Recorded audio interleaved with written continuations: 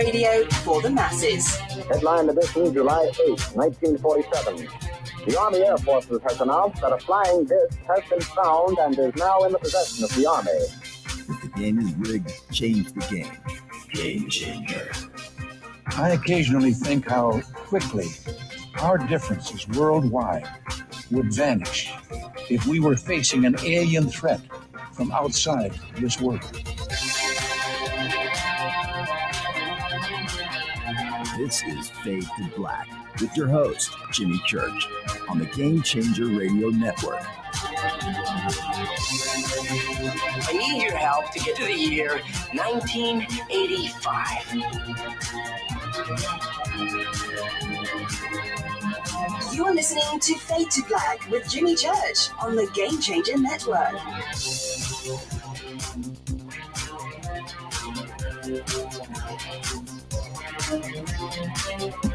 Good evening. Fade to Black. Bespoke radio for the masses. Yeah, man. How you doing? Today's Tuesday, May 3rd, 2022. For KJCR, the Game Changer and NX Networks, I'm your host, Jimmy Church. Let's do this, man.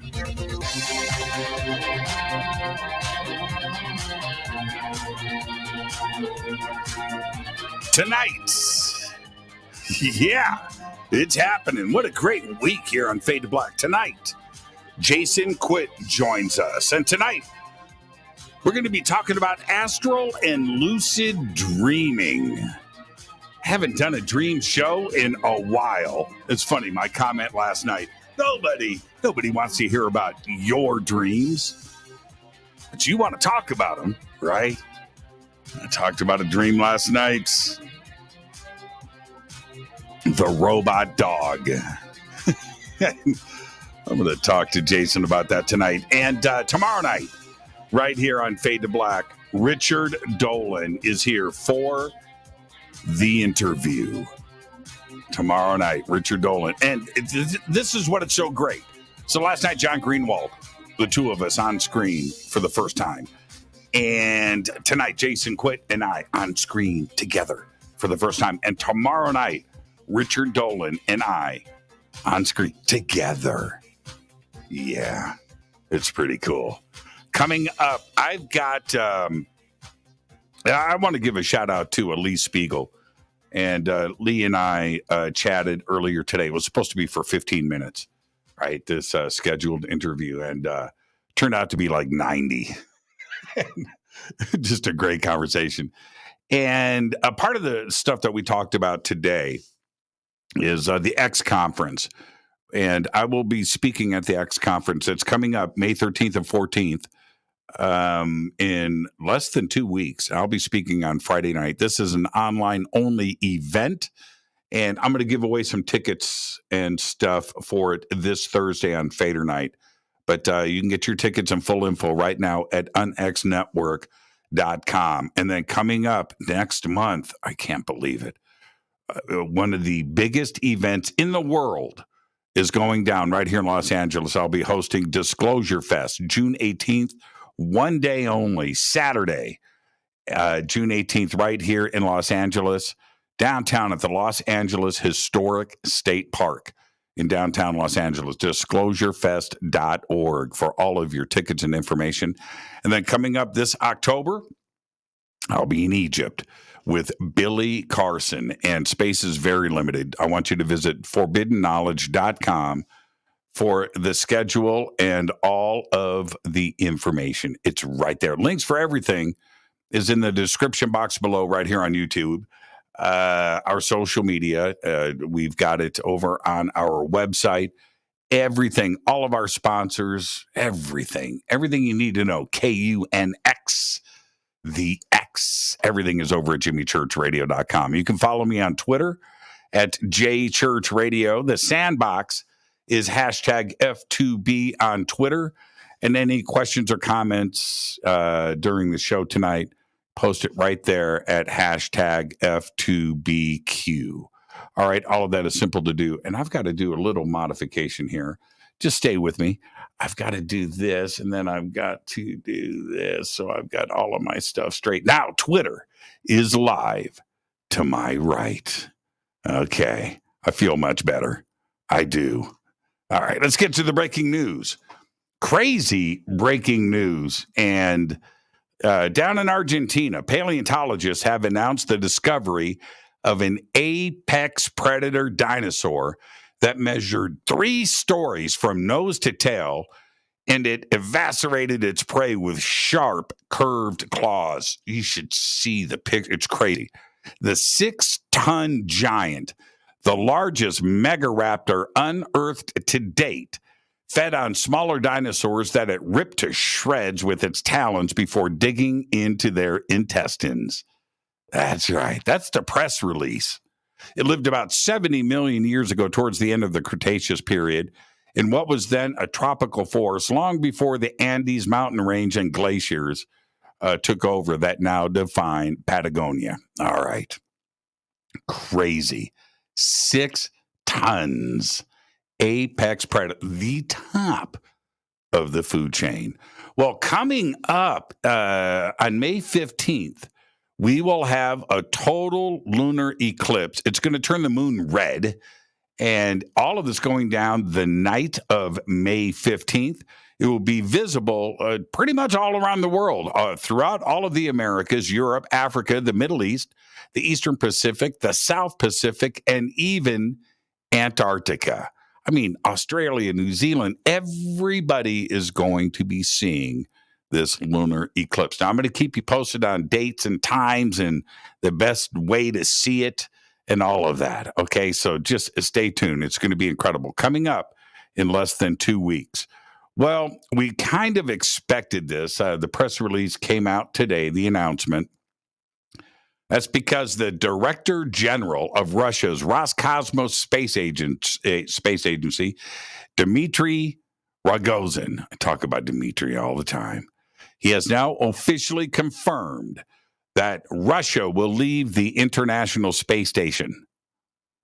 Rogozin said Moscow's decision to leave the ISS is down to economic sanctions imposed on the country as a result of its invasion of Ukraine. The move marks the end of an unprecedented era of global collaboration and is the culmination of a breakup that has been brewing for a long time. Both the United States and Russia have already made plans for life beyond the aging ISS, and Russia has previously been vocal about continuing space operations without the United States.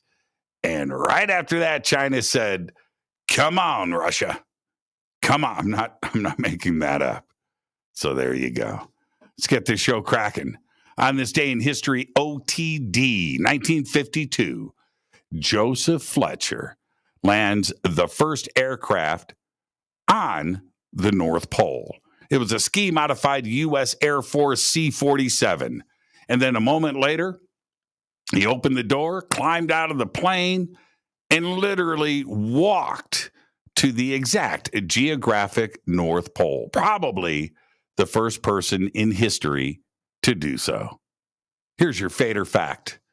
In 2006, and I love my Fader facts, check this out.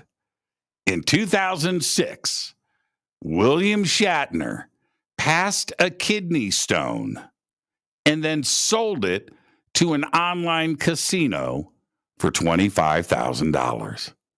Captain Kirk then donated the money to a housing charity. And that is your Fader fact. All right. Tonight, we welcome very special guest Jason Quitt is with us. Tonight, we're going to be discussing astral and lucid dreaming techniques, how to get it done, and what happens when you do. What has Jason done? What have I done? We're going to be talking about all of that tonight. But today is a very special day because I talked about this. Today's May 3rd. Talked about this a couple of weeks ago. And today is the world premiere of Caroline Corey's new film, A Tear in the Sky.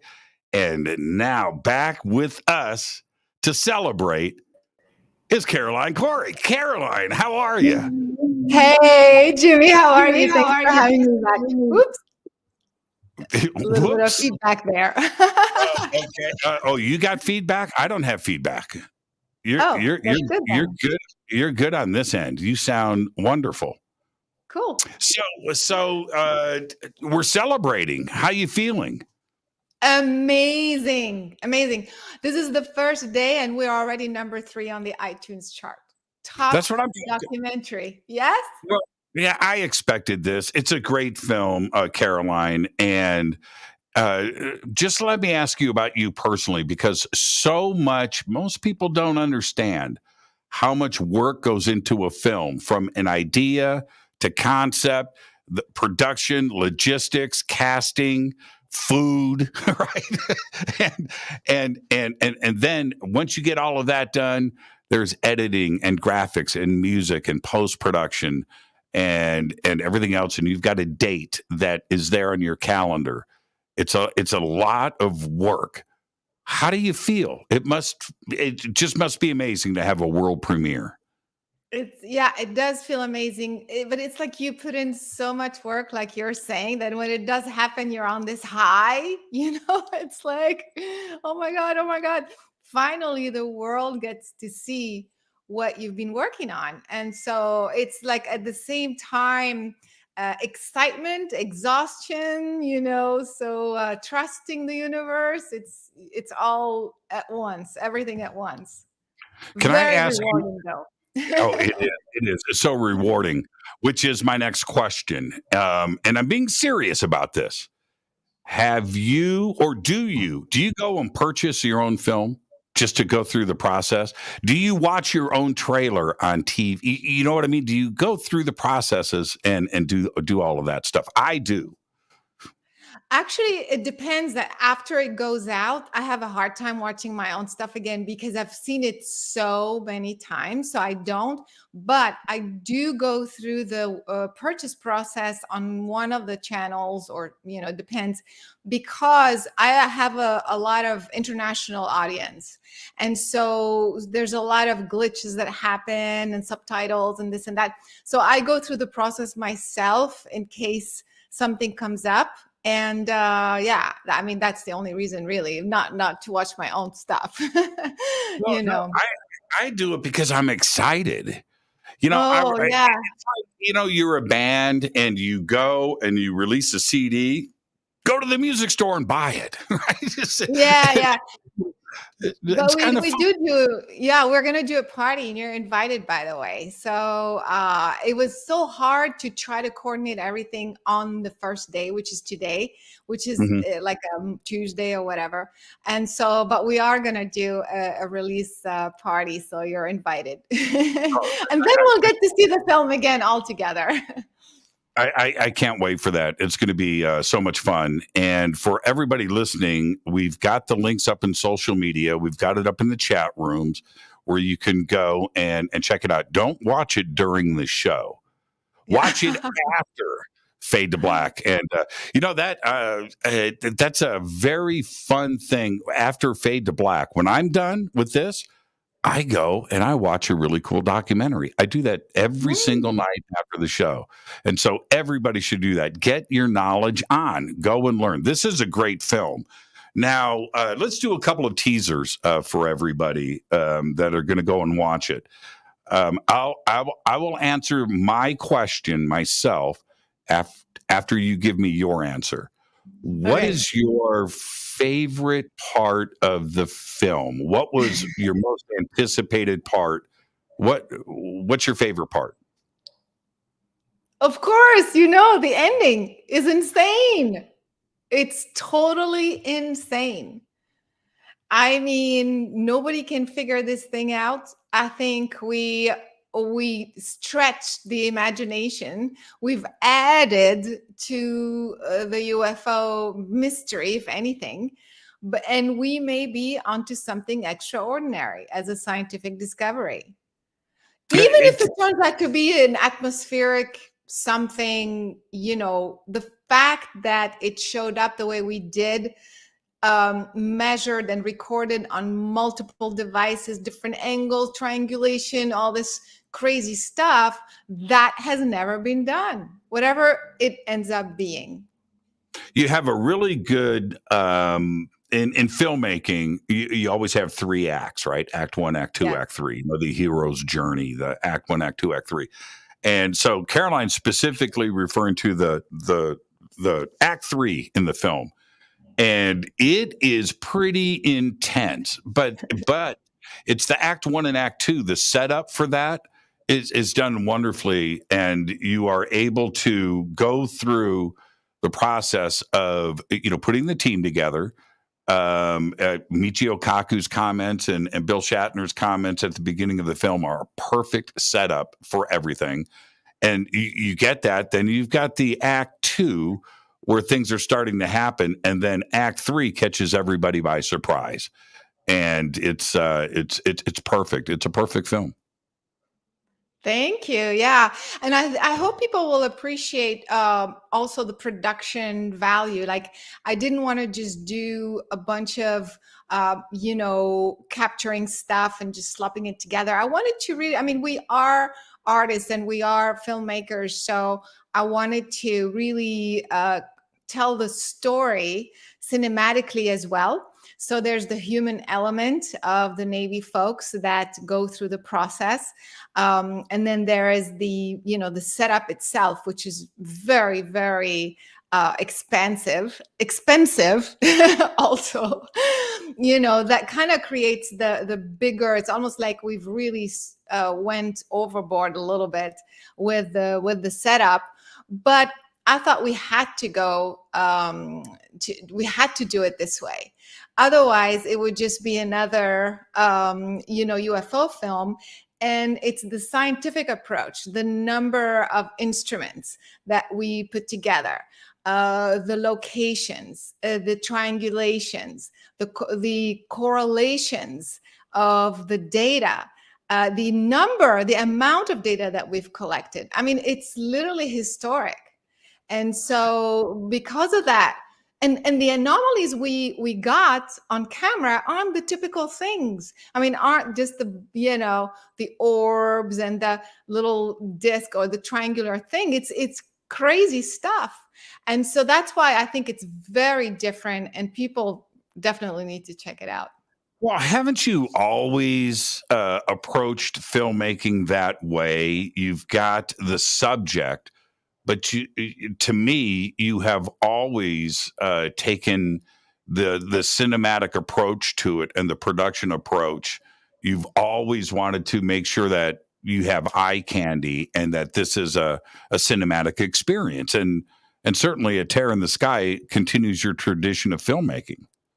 Yeah, exactly. I think it's even at the next level, even because we were filming with red cameras. I don't know how many cameras we had going at the same time, maybe 10, because we were in multiple locations simultaneously. And, we had handheld, we had this, we had, close-ups, and so many people in the cast at all times, capturing not just us, our reactions and what we were doing, but also what was happening in the environment, what we were looking at. So it was a very big production for, the typical UFO movie, that's for sure. Yeah, I think this one, I'm going to, I set a new standard for myself. So now I can't go back. I have to keep going in the same direction. But you saw it. It looks beautiful. In fact, we won best documentary in several festivals, also best cinematography. I want best direction as well in some festivals. So it's screening in London, sci-fi film festival. So it's very exciting. These Now, festivals. Go ahead. Well, I just interrupted Caroline Corey. Oh man, the email's going to be coming in. But here's the deal, Caroline. When you are shooting a film and you're going through the motions, you have an opportunity to either swing black and white, pragmatic data, facts, right, and which is great for some people. And then you've got to you have other choices where you can make it a little bit softer and accessible. But this is a combination of both. Was that intentional? Yeah, absolutely. In fact, in the beginning, I really wanted to make it scientific, bring that sort of element. But then, these aren't actors, or I mean, these are real scientists and real people. And I didn't even want to be in the movie. I didn't care about that. But then once we looked at the film itself and the data we collected, it just felt so like, just very staticky and just like a little bit boring, to be honest. And we are making a film. I mean, the reason why I am making films is to bring this information to the mainstream, to the average person, so that they can understand anomalies, paranormal, UFOs. That's why I'm making films. So I'm not, going to show them something that looks like a PowerPoint at a science conference. I mean, so I have to find a balance where to keep the integrity of the science, the integrity of the data, and still have it interesting visually enough. That's why have it entertaining. Yeah, it's a tough yeah, balance. Now, exactly. when and we've all seen these shows, and I love them actually. Paranormal investigation. You're going into whatever, a jail, a hospital, and nothing happens. Right, you shoot for 40, right, and it's crickets. Nothing goes down. And we've all been on sky watches. We've all gone out where it's just a dead night. Nothing happens. You're setting up this huge production, and you capture something. And that has to be the most satisfying part of this, that not only did you caught a lot of stuff, but this moment on film, you got it. You got it. You had the right people there. You had the right equipment, and it goes down. How great does that feel? Oh my God, I was terrified, Jimmy. I was like, at one point, I was like, what am I doing? I'm investing in this whole production, going crazy with setting up, these cameras and crews and hiring this and that. And I'm like, what if nothing happens? And how do I know? So I did my homework, which the scientists don't want to hear about, but it doesn't matter. I really had to focus. I mean, you know me, I meditate, I do my own communication with myself and higher self and source. And I really had to ask for clarity and guidance. First of all, the way this film came about was all crazy, because I was originally going to do the sequel of Superhuman. And then out of the blue, I had this inspiration. No, go and do this UFO movie. And so already it was guided in this way. But then as we got into it, it was more and more real. It was okay, now we're paying for everything. And so I had to really focus and say, please give me something. It doesn't matter, but something important enough that that will serve the purpose, because I always want to be purposeful. It's not just for entertainment or for money. And so I knew that it was going to be July 14th, that something was going to happen. I kept it open as to what, because I also kind of wanted to be surprised, but I was convinced. And sure enough, we set up the filming the week of July 14th. So it was the 10th to the 18th. 5 days within that time frame, and sure enough, the first sighting came in at 7/14, July 14th, and then since then it got better and better, and we didn't get, just like you were saying, we got multiple things, not just one thing. The Act 3 is good enough for anybody's film, right? Exactly. And now here's the deal. I've got the links up in social media and the chat room for everybody to go and see the film. Today is May 3rd. This is the premiere, and I want everybody to go and enjoy it as much as I did. I had the privilege to kind of walk through this film as it was being produced, and I saw some things, and all my reaction was, what am I looking at? And this was ago. And now you get to go and see what Caroline and I have been talking about, and so many others. It's a fantastic film. I look forward to this premiere party, and I'll say this: I've got some pictures that Caroline and I took. Don't freak out, but they were really, really good. And you know what, Caroline? I haven't posted them because they're too good, right? People will get ideas. Right. We've got to take better pictures. All right, we'll do that at the premiere. Caroline, enjoy your evening. Thank you on this very special night to come in and help celebrate it with us here at Fade to Black. It's an amazing film, and you're going to have a great night. Go and enjoy yourself. Thank you so much. Thanks so much, Jimmy. See you soon. Caroline Corey, and it's all simple, everybody. Thank you so much, Caroline. I've got the links up over on Twitter. I've got them up on Facebook, and I also have them up in the chat room after the show tonight. Go and get your knowledge on. It is an incredible film. Okay, so tonight we've got Jason Quitt with us, and I want to say this: we did this with Caroline the first week that we launched this new video format. And as we go through the weeks and months ahead, all of my favorite guests, all of my favorite people, we're coming in for the first time on video together. And tonight we're going to do that with Jason Quitt. Tomorrow night we're going to do that with Richard Dolan. Tonight Jason Quitt is here live from Canada, and we've got a lot to talk about. And one of the reasons why we're doing the show the way we are tonight, Astral and Lucid Dreaming, this goes back to when we first started doing shows with Jason many, many, many years ago. And tonight we're going to revisit some of those old conversations that we had, and we're going to do it together. So you just stay right there. This is Fade to Black. I am your host, Jimmy Church. A Tear in the Sky. Go and watch it. We've got the links up. It's an amazing film.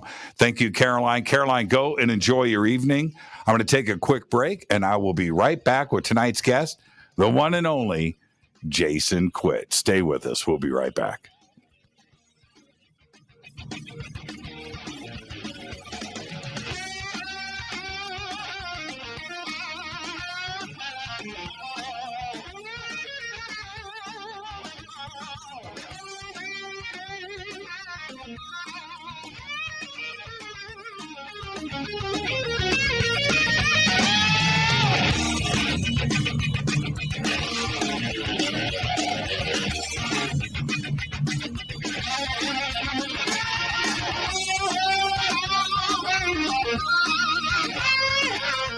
This is Nicole Church, daughter of you-know-who, and you're listening to Fade to Black on JimmyChurchRadio.com and the Game Changer Network. You're listening to Jimmy Church and Fade to Black on the X.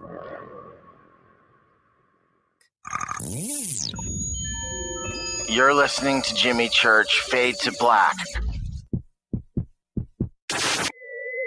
Fade to Black will now pause for alien identification. The station that talks the net.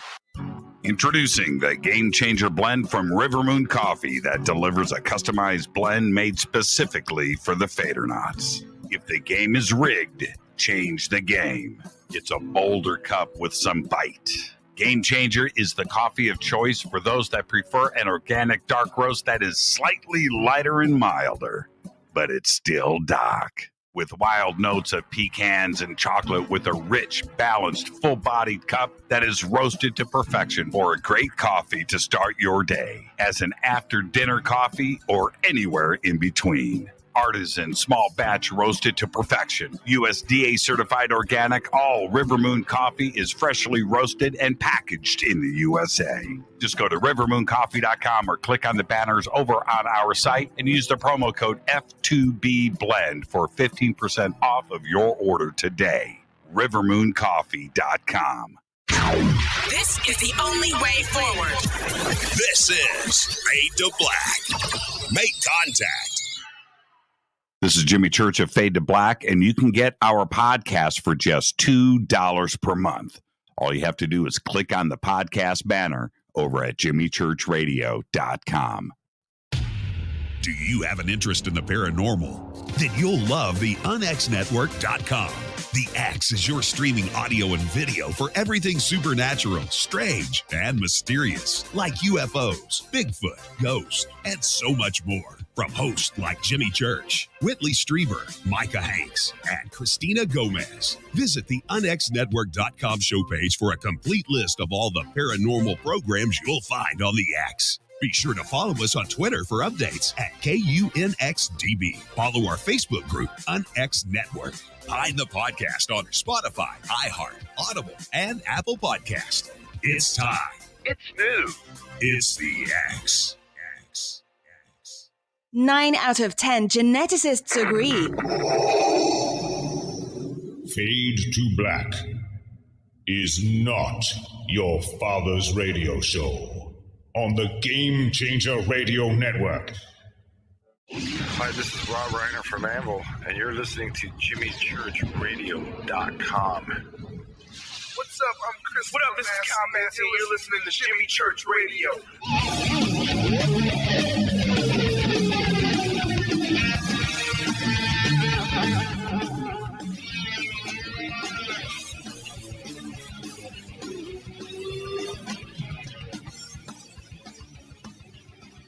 All right, welcome back. Fade to Black. I am your host, Jimmy Church. Tonight, Jason Quitt is here. It's going to be on screen, right in front of me.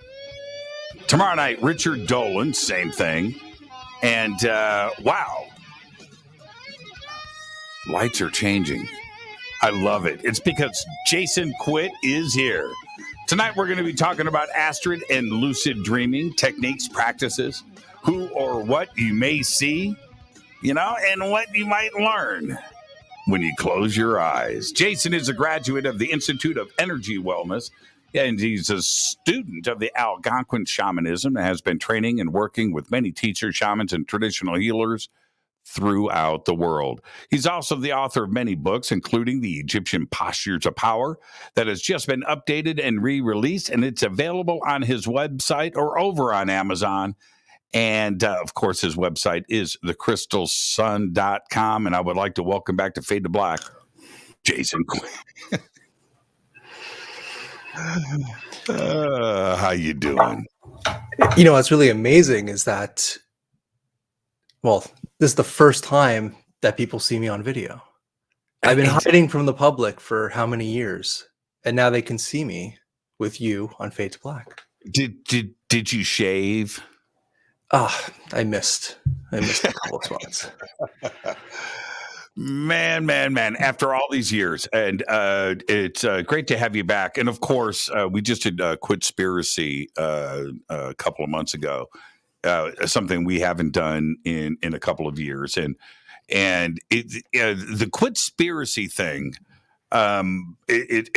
that was an accident. Right. And if we go back and think about how that happened, we were just doing a show. Somehow the conversation, went into another direction. And the next thing you know, this thing was birthed. Right. Quitspiracy.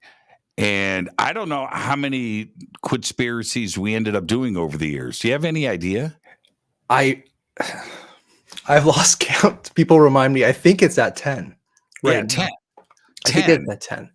So, and if we do one every couple of months, which we were doing, and sometimes we were doing one a month, that's a couple of years that we did Quitspiracy, and it took off. It was on its own journey. And the pipes and the rating system and how much the audience enjoyed the show. And this was the insane part for me, Jason. We never ran out of material. Right?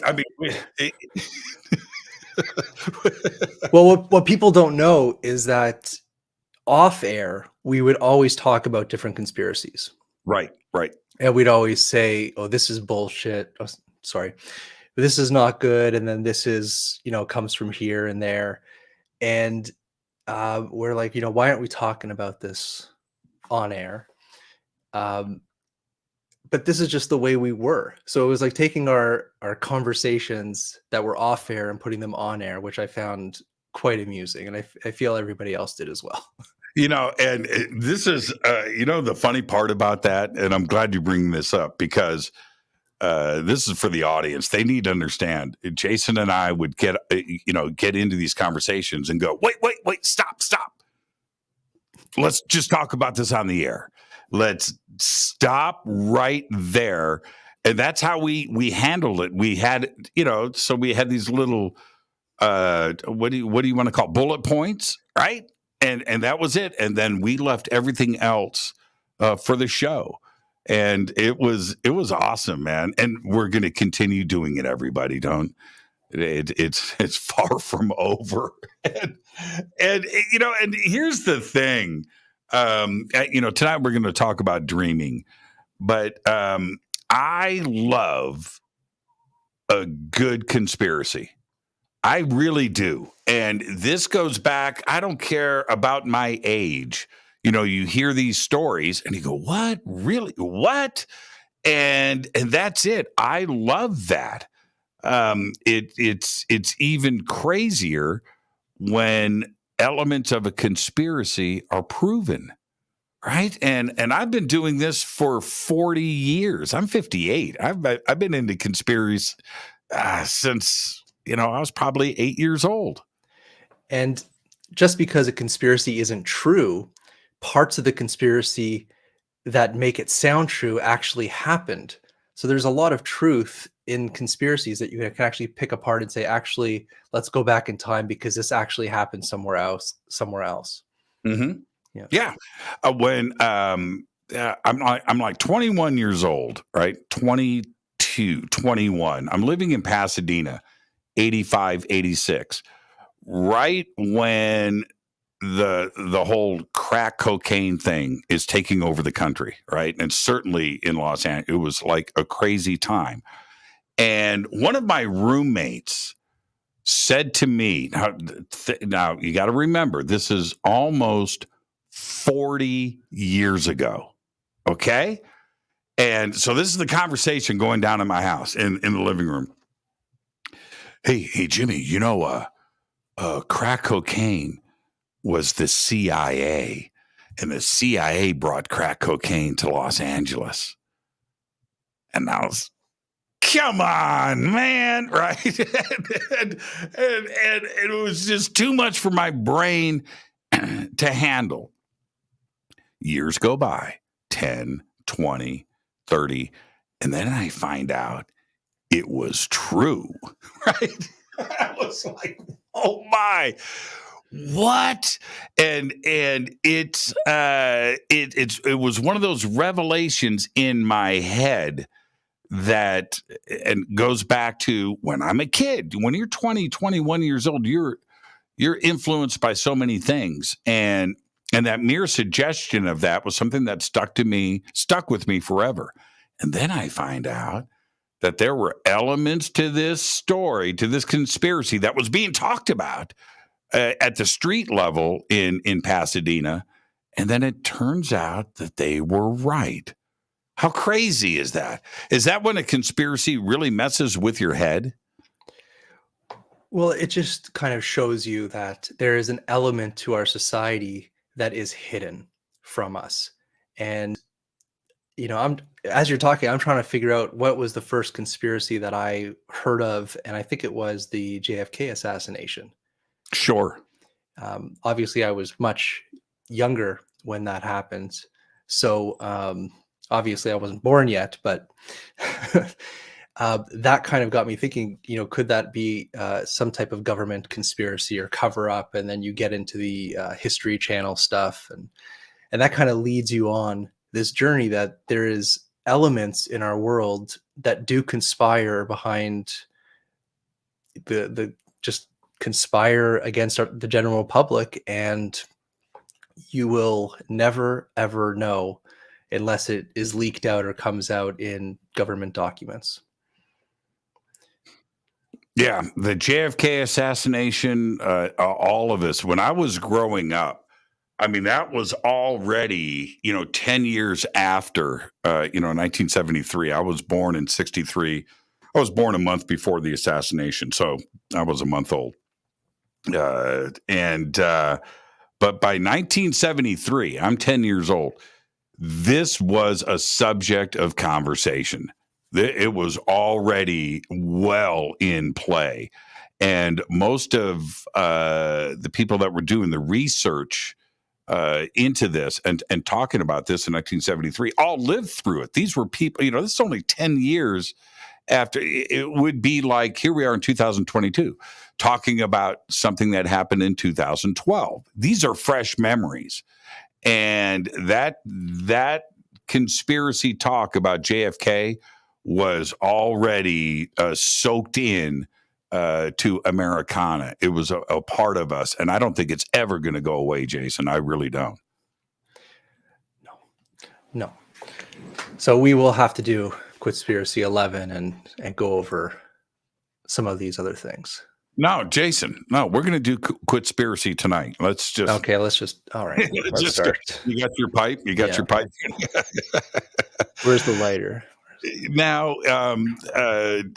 let's, as we get into this conversation, when did you first realize that dreaming for you was a thing? Well, I didn't really put too much importance on it until later on in life. I can recall back to childhood some very crazy experiences. I would say that growing up in my first house, it was definitely haunted. And that affected my dreams. And you will see that poltergeist and ghosts have this type of connection with people that go to sleep and dream. It's like when the boogeyman comes out is, when the lights go out. So I started to have very intense experiences with the dream world and spirits when I was very young, living in my first house. But I didn't really put too much importance on it until I would say I was in my early 20s. And it was then when I started to have sleep paralysis, which is quite common with everybody.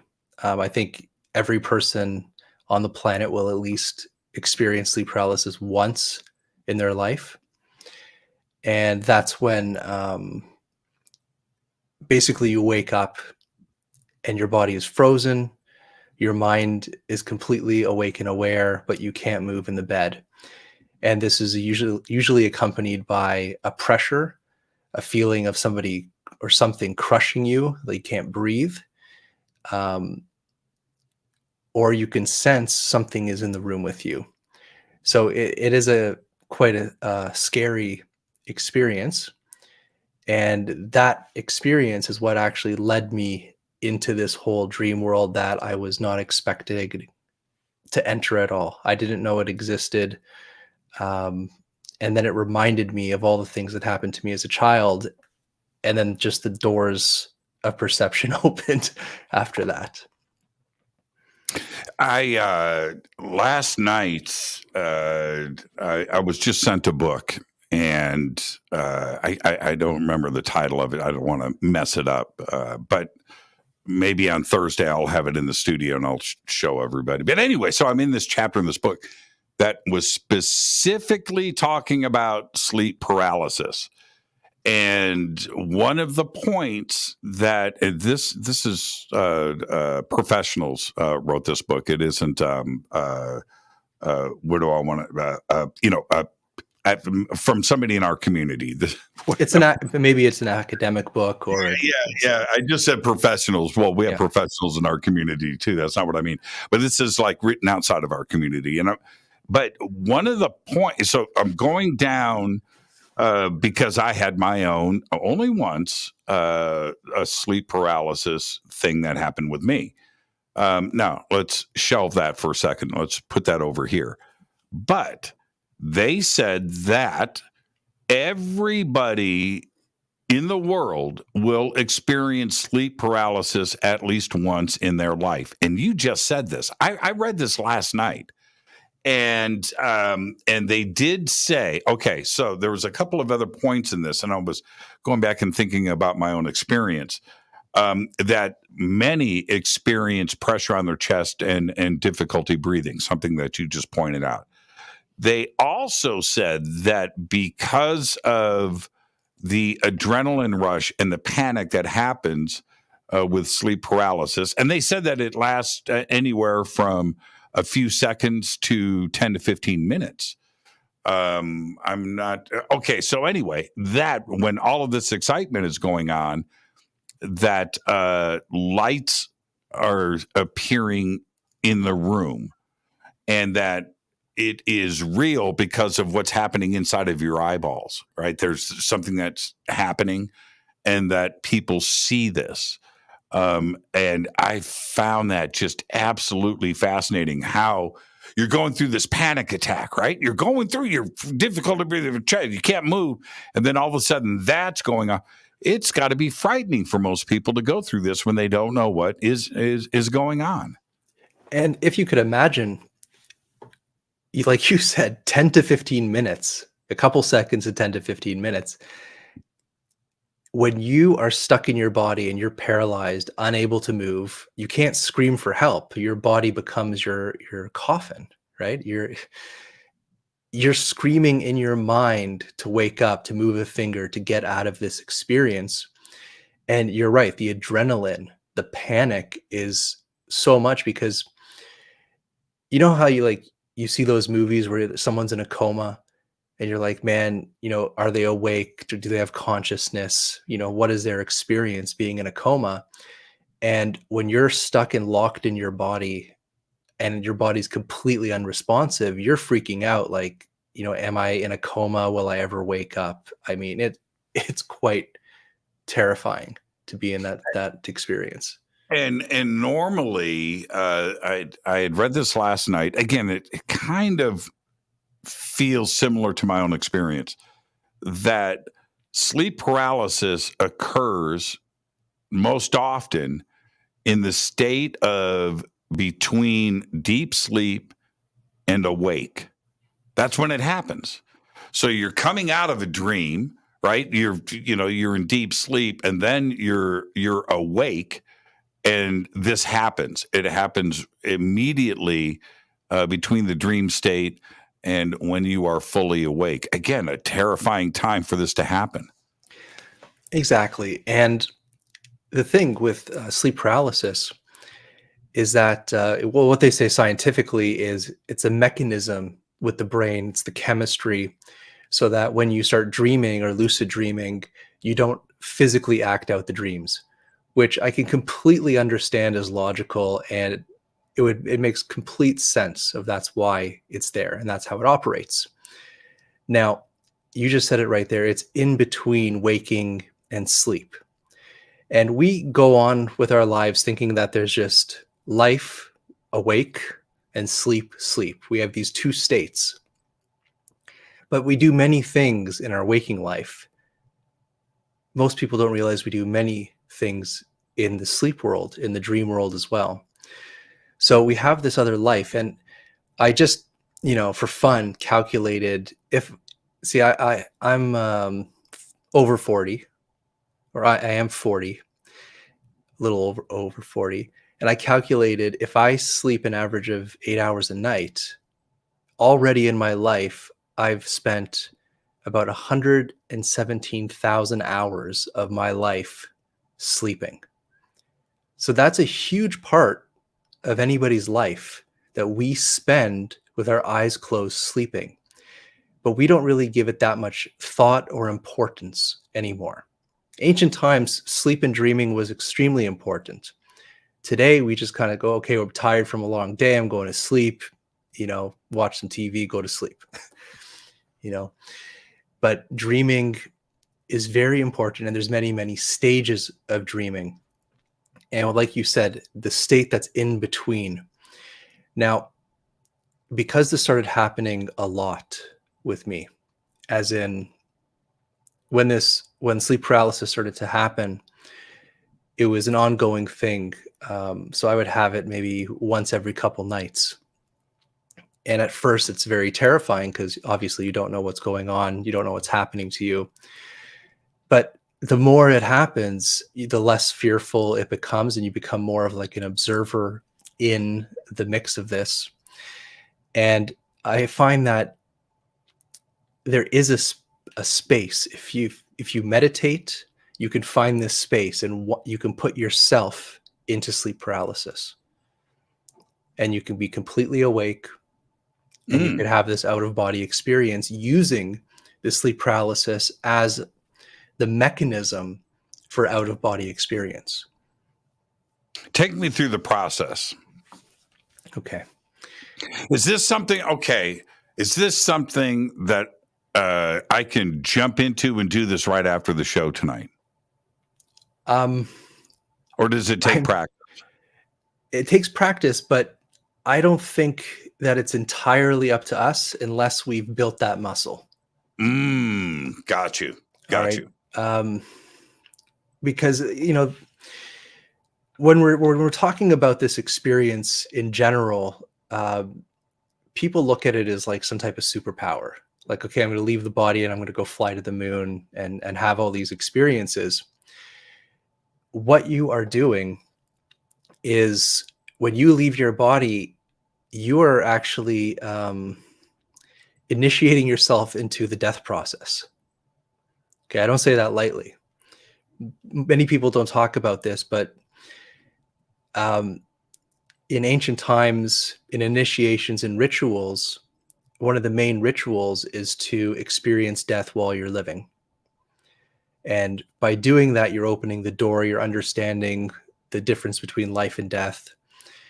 And you're having this kind of like a second awakening. You're being birthed into spirit. And this is the out of body experience. And once you take that step, things start happening to you. All right. So it's like you're opening a door. You're opening a piece of knowledge or a piece of yourself that you haven't really done before. Because it's like, when you're alive, it's almost like your spirit is sleeping. And then when you go to sleep at night and you have an out of body experience, your spirit awakens. So the whole thing is about, how do we awaken the spiritual body within us while we're still alive? So we have an awakened spirit and an awakened conscious life. So most people will have an out of body experience completely by chance. I mean, it will just happen to them. Some people will do it with a near-death experience. Some people will just randomly pop out during a dream or initiated by some other being.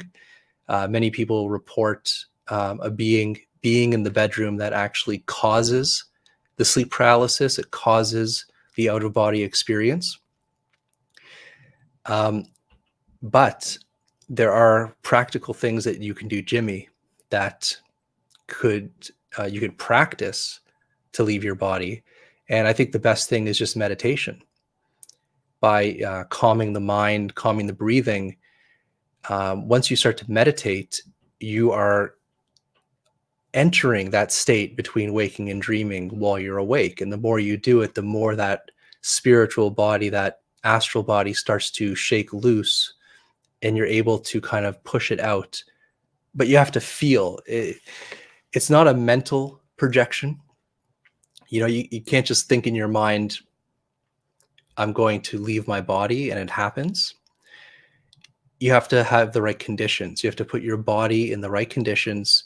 And then when you feel the body, it's all about feeling. When you feel the body is in that condition of paralysis between sleeping and awake, then you actually have to start moving your astral body in your physical body, because you have two bodies that you will.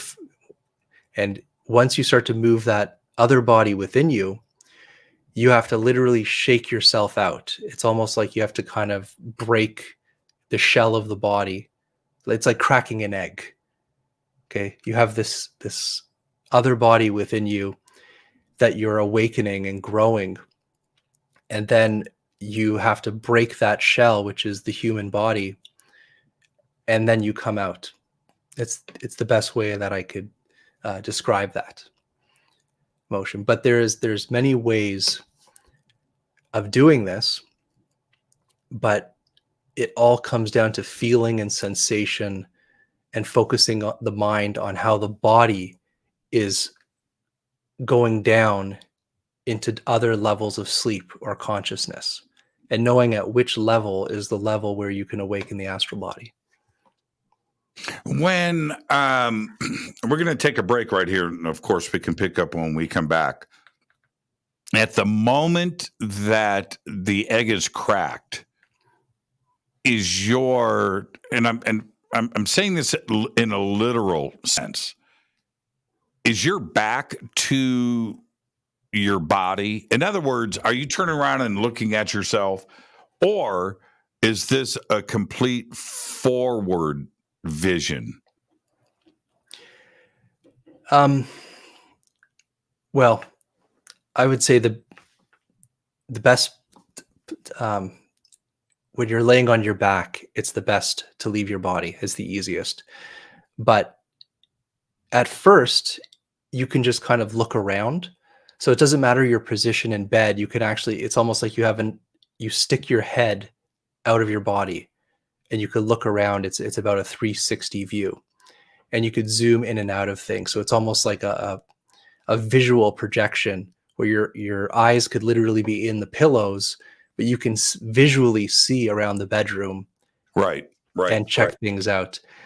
But when you pop out, it's like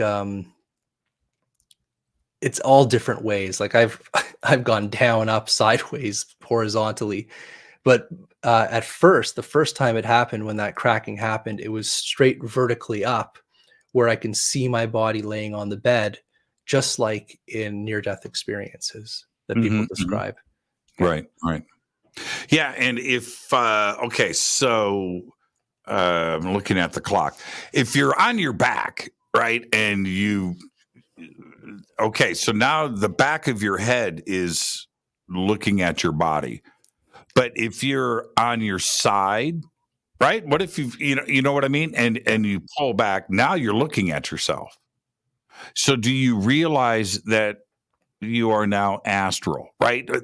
You know what? You know where I'm going with this? Like, holy crap, there I am. I'm sleeping and I'm up here, as opposed to if it starts when you're on your back and now you're looking forward, right? And I hope I'm saying this right. Well, the thing is, like, I can't sleep on my back. I've never been able to sleep on my back. So I can only sleep on my back. I roll over maybe while I'm sleeping, but I have to, dude. I'm like this. Because it's funny. Like, I did a meditation where I'm sleeping with my right hand in a fist over my heart and my left hand in a fist over my navel, and I'm breathing and meditating on my back, sleeping.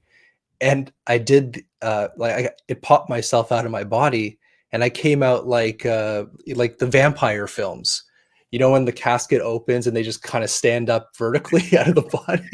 Right. Yeah, that's what happened to me when I was laying on my back doing this. But I'm more used to on the side, and then it's like there's this kind of like twisting, rolling motion to like kind of twist and roll out of your body from the back or the front. Let's take our break right here. This is Fade to Black. Our guest tonight, the one and only Jason Quitt. Tonight, we're talking about astral and lucid dreaming. We're going to do all of that and much more when we come back after this short break. It's Fade to Black on the Game Changer and UnX networks. I'm your host, Jimmy Church.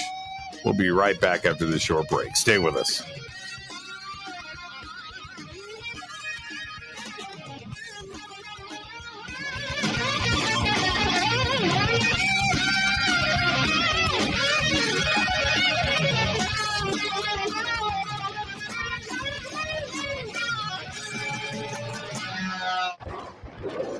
This is Fade to Black with Jimmy Church on the Game Changer Radio Network. Your 1 million gigawatt paranormal powerhouse, KUNX-DB. The X. This is Billy Carson, founder and CEO of ForbiddenKnowledge.tv. ForbiddenKnowledge.tv is the fastest growing and one of the most watched networks in the world. I would like to personally invite you to check out our expanding library of TV, film, lectures, and special presentations. ForbiddenKnowledge.tv has over 6,000 videos covering lost history, health, UFOs, spirituality, and our future. We are committed to our community, and with my personal invitation, you can, right now, get your free 30-day membership at ForbiddenKnowledge.tv. Your own library of information starts today at ForbiddenKnowledge.tv. Because you never got that pony you always wanted. Damn it. Jimmy Church and Fade to Black on the Game Changer Network. Listen, I know, and you know, that you've always wanted your first crystal skull. Or maybe you're a collector just like me, but you just don't know where to go to find the real thing. Then I met Carolyn Ford over at EinsteinTheCrystalSkull.com. Carolyn is the guardian of Einstein, one of the most respected ancient crystal skulls in the world. All of her unique skulls have been imprinted sitting with Einstein in his sacred lodge and are carved from the finest gemstone and materials. Imprinting is the process of receiving the ancient wisdom from the master skull or master computer, Einstein, the ancient crystal skull. To see Carolyn's current collection of crystal skulls, just visit her store at EinsteinTheCrystalSkull.com or click on the banner over on our site. Don't forget to use the promo code Jimmy at checkout to receive 10% off of your order today. That's promo code Jimmy. Finding your first or next crystal skull is easy. Just visit EinsteinTheCrystalSkull.com. Hi, Race Hobbs with the X. Obviously, if you're listening to this, you have an interest in unexplained phenomena like ghosts, Bigfoot, and UFOs. And by now, you know that we have our own X blog, the UnX newsletter, and the UnX magazine quarterly. But most of you don't know that we have started our very own paranormal conference. And this year, for safety, this 2-day XCon will be virtual, so you can attend from the comfort of your home. XCon presenters include Whitley Strieber, Micah Hanks, Margie Kay and Preston Dennett, Lisa Martin and Wayne Lawrence, Lee Spiegel, Debbie Zagelmeyer, Dan Terry, Kate Grabowski, and Ray Hernandez. There will also be a live paranormal investigation by the Riverside, Iowa Paranormal Team. So come hang out with us in the safety of home as we set out to explain the unexplained Friday, May 13th and Saturday the 14th, 2022. And tickets are on sale now. Go to unxnetwork.com. That's unxnetwork.com. Hello, I'm Katie, and you're listening to my main man, Jimmy Church, on jimmychurchradio.com. Hi, this is Race Hobbs here, repping the planet, and you're listening to my good friend, Jimmy Church, Fade to Black. This is Toby Kebbell. You're listening to jimmychurchradio.com. Don't hurt me, Jimmy. I'm only little. Hey, I'm Adrian Grenier, and this is Ari Gold. We're the Honey Brothers. We're of the Honey Brothers. Hey, I'm Adrian Grenier, and I'm Ari Gold. We're the Honey Brothers, and you're listening to Jimmy Church. The Revolution. This is Jimmy Church of Fade to Black, and you can become an official Fadernaut by just going to our membership section at jimmychurchradio.com. Hello, this is Serena Wright Taylor from Conscious Life Expo, and you're listening to Fade to Black with Jimmy Church, who holds the Lucky Pony record for the best astrological chart since 1963. True story. This is Micah Hanks of the Gralien Report, and you're listening to Jimmy Church on Fade to Black.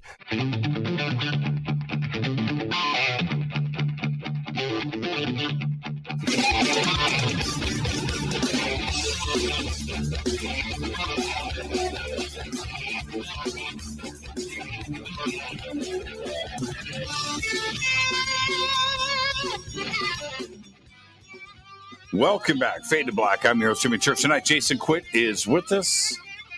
TheCrystalSun.com. The links for Jason's website are over at JimmyChurchRadio.com. And now, tonight we're discussing astral and lucid dreaming. And right now we're talking about the astral side of things. Jason, how much control do you have after you leave your body? It's a really good question. For me, it takes a lot to hold awareness and consciousness in that place. So I would say that you as your identity, so me as Jason, when I leave my body, if I'm forcing myself out, I'm completely in control of that process. So I could feel the body going to sleep, I feel the paralysis, I pop out. And then the moment I want to start exploring, it's almost like something else takes over, and then you're just an observer along for the journey. All right. I've tried many times to control the experience. And once I try to take control of the experience, I don't get very far. So the best thing for me in these experiences is to just turn my mind off and allow my spirit or the astral body to take over, because this is its domain. It's not Jason's domain. Jason knows nothing about what any of this is, what the laws are, where to go. And I feel like even if we're not aware of it, we leave every single night when we go to sleep. Every single person on earth leaves their body at night. It all comes down to the awareness of, do you remember where you go? Do you remember the process in which it occurred? So for me, once I start to control, it's almost like it's over. So I have to be kind of put in a meditative mind state where I try to shut off my mind completely and just try to prolong the experience as long as possible, and to see how far in the astral world I will get to. So by trying to dictate the process, you distort this space-time continuum, and that's it's a natural process. This is nature, right? This is the universe. And if you try to, you break the circuit, right? And then suddenly it's over because you try to take control. Yeah, it's almost like with lucid dreaming, where you realize that you're dreaming and you start to kind of freak out in happiness that now you can do anything you want. And the moment you get so excited in that dream that you know you're dreaming, suddenly you just wake up and you're like, oh man, that was over way too quick. Well, let's not get ahead of our skis. Okay. All right. Let's not get ahead of our skis. On the astral side of things, yes. When as you're being led, right, and you're relaxed and you're allowing the process to happen, do you stay in this linear time space? No. The fact is, the moment you step out of your body, you have left time space. All right, it's completely different in this place. And I like to call it a stage, because this stage of the astral world, you jump not only through time and space, so you can go to the past or the future, but it seems like you go through different dimensions and different parallel worlds or alien worlds as well. And there's like these automatic jumps. There's portals where you can travel through to get to these places, but some of them are just instantaneously changing the scenes. So think of it like a holodeck from Star Trek. So suddenly you're in the bedroom, and within an instant you can be standing on a beach and experiencing something. So it's this instant jumping. But when it comes to most of the astral experiences, you consciously leave your body, you start floating into the room, and I would say 8 out of 10 times, a portal will open up in the environment. And this looks like just like a portal from the movies. It's just like this black shadow, and they're not very big. I've seen them, as small as this to maybe 2 feet. They're not that big, and it feels like a magnetic pull. Like you can't fight the force of it. There's this magnetic pull, and you get pulled into this tunnel.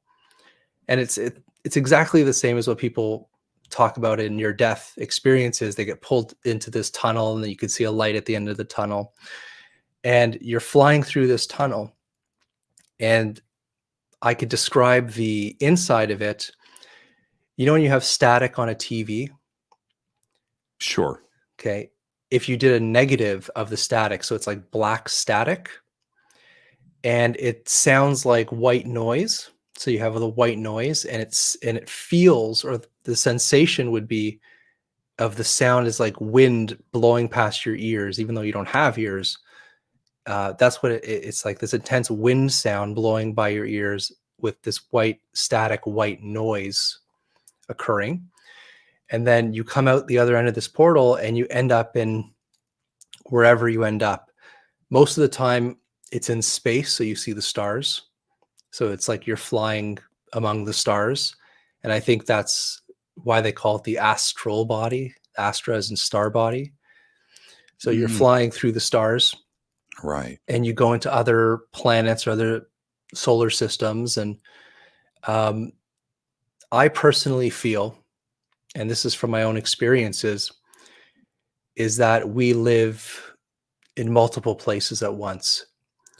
And we share or have multiple experiences with our essence, our consciousness, our bodies. And when we go to sleep here, our astral body or soul body or whatever you want to call it will actually jump into other bodies and other places in time and have experiences there and then come back. Is there ever a moment where you're in a place that you don't want to be? Well, I have been dropped off in very violent places, which is not fun. And that started to happen to me even when I was a child, where I would call it, let's say, a reliving or a reenactment, or maybe I was even reliving it again and again, or it's happening simultaneously. I think it's possible that we live simultaneous lives because there's no such thing as time or space, and all experiences happening right now. But it's hard to describe. But when you're a child and then you get dropped off in like war zones where you see certain things, all I can tell you, it's not like the movies. All right, it's much worse than the movies. Can you turn it off? Okay, so we talked about this earlier, right? Yeah. Where if you try to control the situation, you've shut down the space-time continuum, you've disrupted the universe, whatever it may be, and this experience stops. Could you do, you're dropped off on, some alien planet where people are being eaten by strange creatures, whatever, and you're like, man, this isn't what I want to do. Can you shut that off? There has been experiences where I've woken up in other bodies. So it's like I'll leave from the astral body and I'll go into another body, which I would say is another version of myself somewhere else. And there was one case that really stuck out. Was I was dropped off and I was in a school. So it's like Jason's consciousness was put into a small child who was sitting in school. And it's like I became fully aware in this body. It's like waking up in a body, right? And I was so ecstatic that I was having this experience, that I was this little kid that I didn't care that I was disrupting the classroom. I just was turning around to the other children, asking them where we were, what's my name, what are we learning. Everybody just kind of stared at me really strangely. And I said, okay, I'm wasting my time here.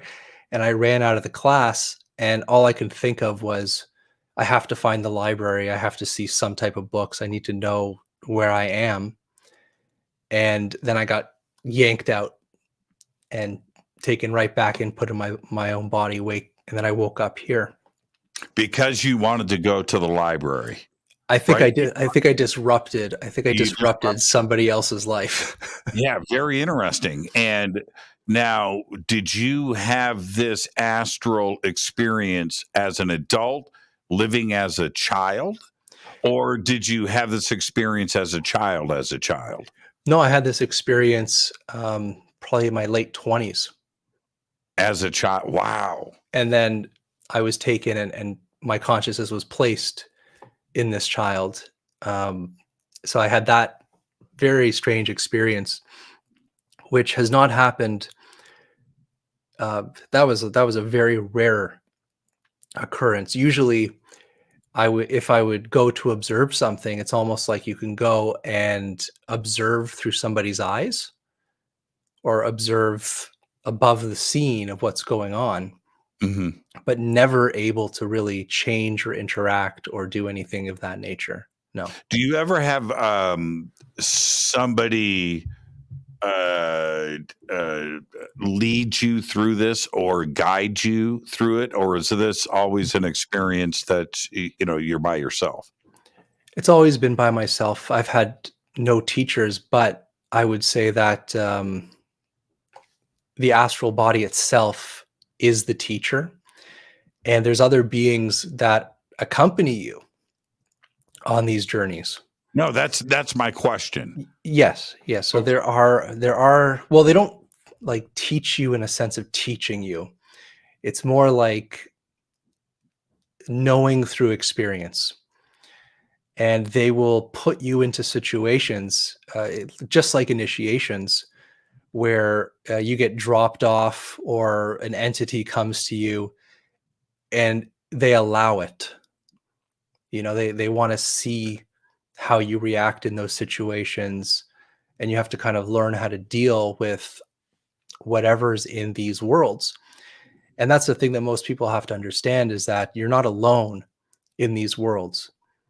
All right. This plane is populated by different beings, and to try to put characteristics on what they are, they could be everything from thought projections, thought forms that humanity, even yourself, have created and fed and built into this mental world. They're ancient beings of what people have believed for thousands of years. Different beings inhabit that world, ghosts, spirits, and I've also seen aliens, what people describe as aliens. So some of the most common aliens that people describe, I've seen in the astral world. So in my opinion or my experience, these things are not physically here, but they can interact through dreams or through out-of-body experiences. So we have to kind of be careful once we start venturing into this world, because I would say there's a type of danger involved in it.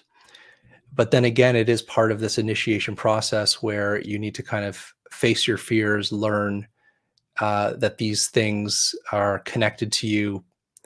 They could even be created by you. So a lot of people that have a lot of inner turmoil, a lot of energies of the mental mind, of the emotions, it's going to be reflected in these spiritual worlds. So you have to kind of face it knowing that these are in alignment with your beliefs and your attitudes of what you've been carrying through this life and others. Is this, are you only playing the part of observer Or are you able to interact? And if you do interact, are you doing that verbally? At this stage, when, let's say, an entity comes into the room, that is what kind of initiates you leaving your body, because you feel this presence walking in. Mm-hmm. So you pop out, and now you are face to face with something. And it usually looks like a shadowy mass, is what it usually looks like. And shaped like a body. And then, yes, you would interact with it, but you don't have a mouth. All right. There's nothing that will come out of your mouth. So it is through thought projections or telepathy. And that's how they speak with you as well. And some of these beings don't really know how to communicate so well with you.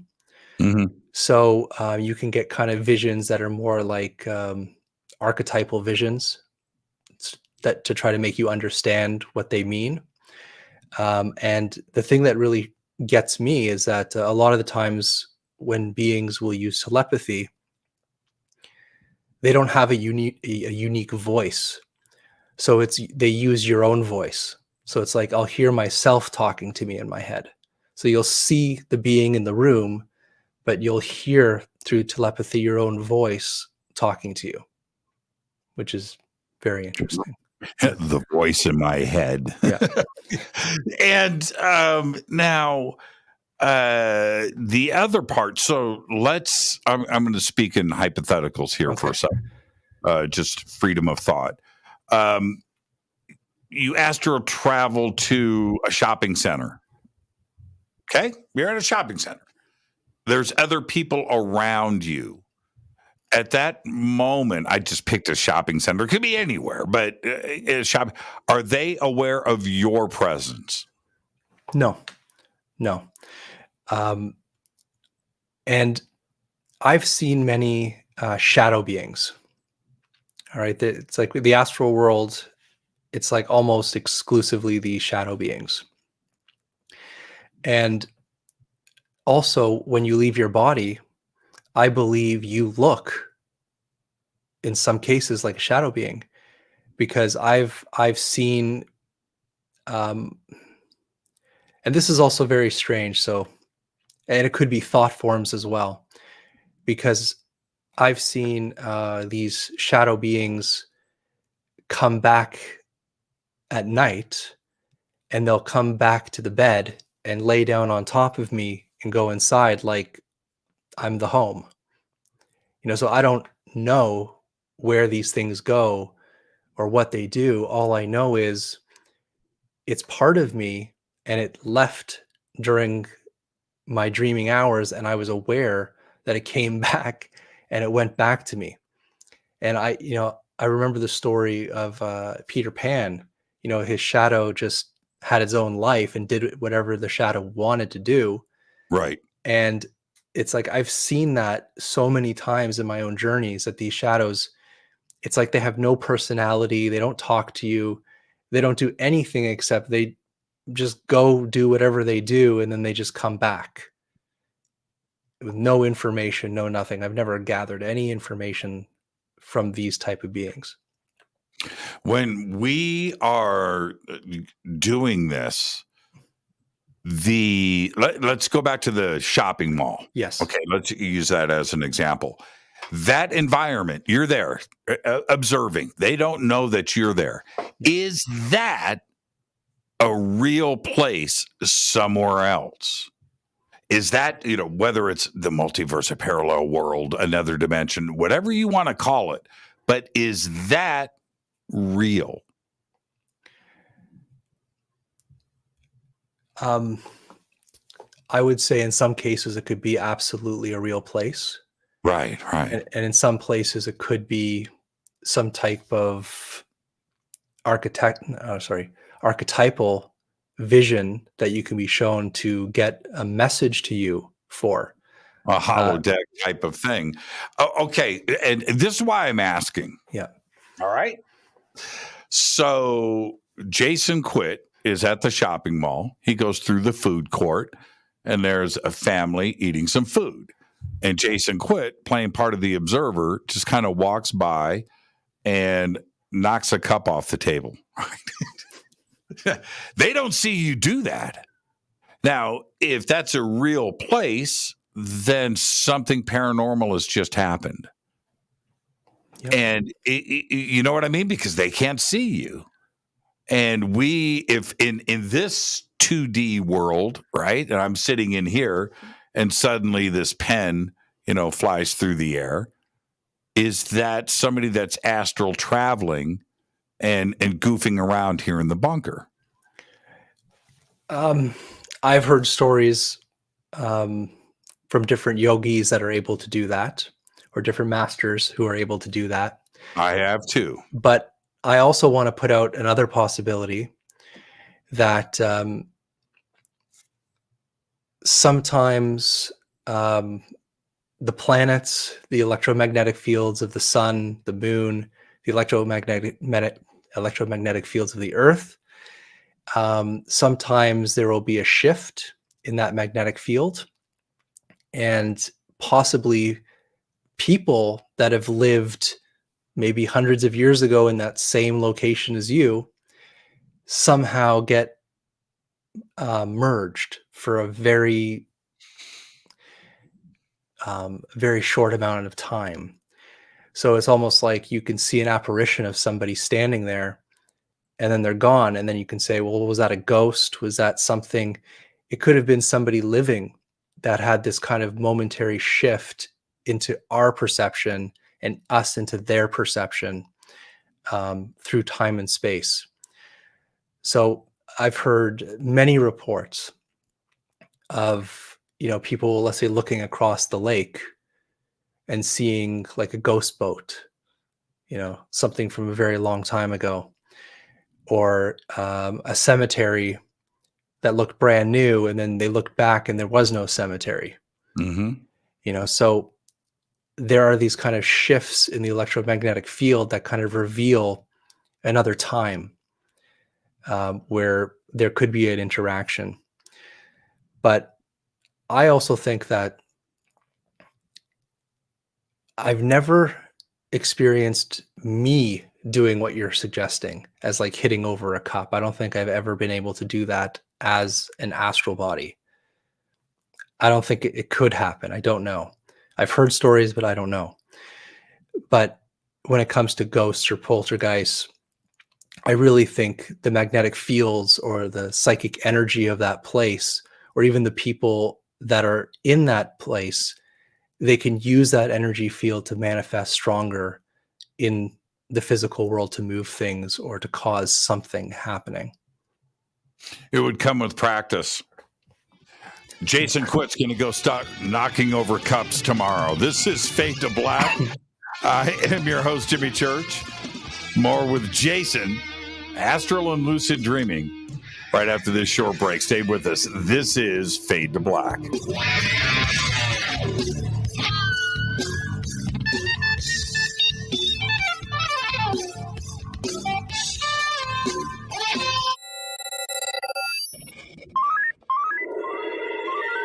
Way out here, we listen to Jimmy Church. You're listening to Fade to Black. You're listening to Jimmy Church and Fade to Black on the X. ¿Qué tal, mis amigos? Yo soy Mario Carson, el tiburón, y los invito para que escuchen a mi buen amigo Jimmy Church Radio. ¡Claro que sí!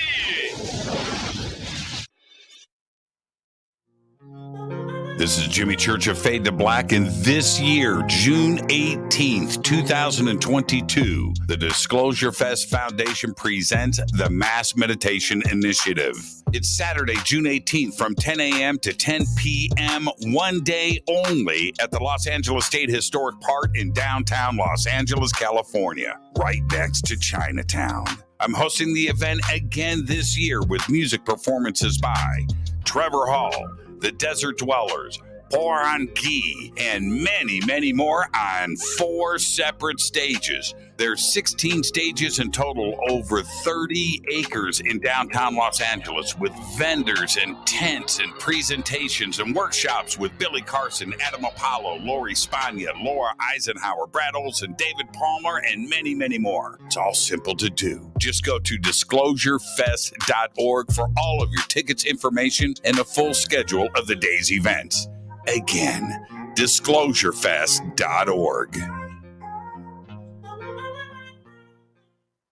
Do you want to be an official Fadernaut? Of course you do. This is Jimmy Church of Fade to Black. Just go to our membership section at jimmychurchradio.com. Fadernauts, when you think about the future of our country and where we're headed, do you wonder about the food supply? I do. Disruptions in the food supply chain could be disastrous, and they usually occur with little warning. That's why the smartest thing you can do today is to stockpile emergency food, water, and other essentials. I personally recommend My Patriot Supply. They're the nation's largest emergency preparedness company, serving millions of customers for more than a decade. In fact, they're the only source my family trusts for our preparedness plan. You should too. Right now, save 20% off a full 4-week supply of delicious meals that provide 2,000 calories a day. Saving 20% helps too, doesn't it? Especially now. So go to preparewithjimmy.com and get ready. That's preparewithjimmy.com. There's no time to lose. Do it now. So, you love talk radio? Then you'll love TalkStreamLive.com. TalkStream Live is always on, 24/7, with the best streaming talk shows. Find your favorite talkers and discover some new ones. It's free, readily available online or on mobile with any smartphone or tablet. Finding your favorite talk shows all in one place has gotten a whole lot easier. Just go to TalkStreamLive.com. Be sure to download the free apps from Google Play or the iTunes App Store. You listen to us, and we listen to you. And so does the CIA. You are listening to Fade to Black with Jimmy Church on the Game Changer Network. Oi, oi, I'm Reese Evans. You're listening to Jimmy Church. This is Revolution. The revolution will not be televised. The revolution is on radio. Ciao.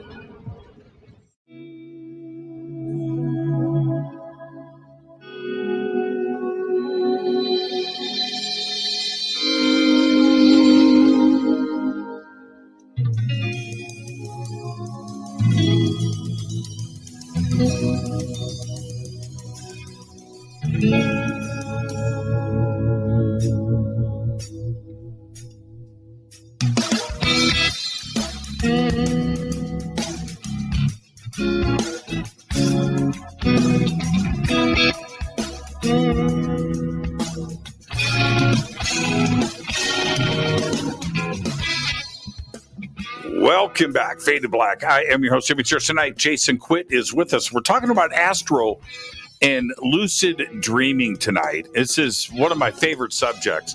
We all dream. And, it was funny last night, Jason, and you brought this up earlier today, the robot dog dream. And I made this kind of offhanded comment last night in that, you know what, people want to tell you about your dreams, but most people don't want to hear about it. They're just like, oh, man. And that's why I was just a little reticent, to talk about this crazy dream. And now, is what I went through, is that what you would call a lucid dream? I would call it a nightmare, but is a lucid dream a nightmare?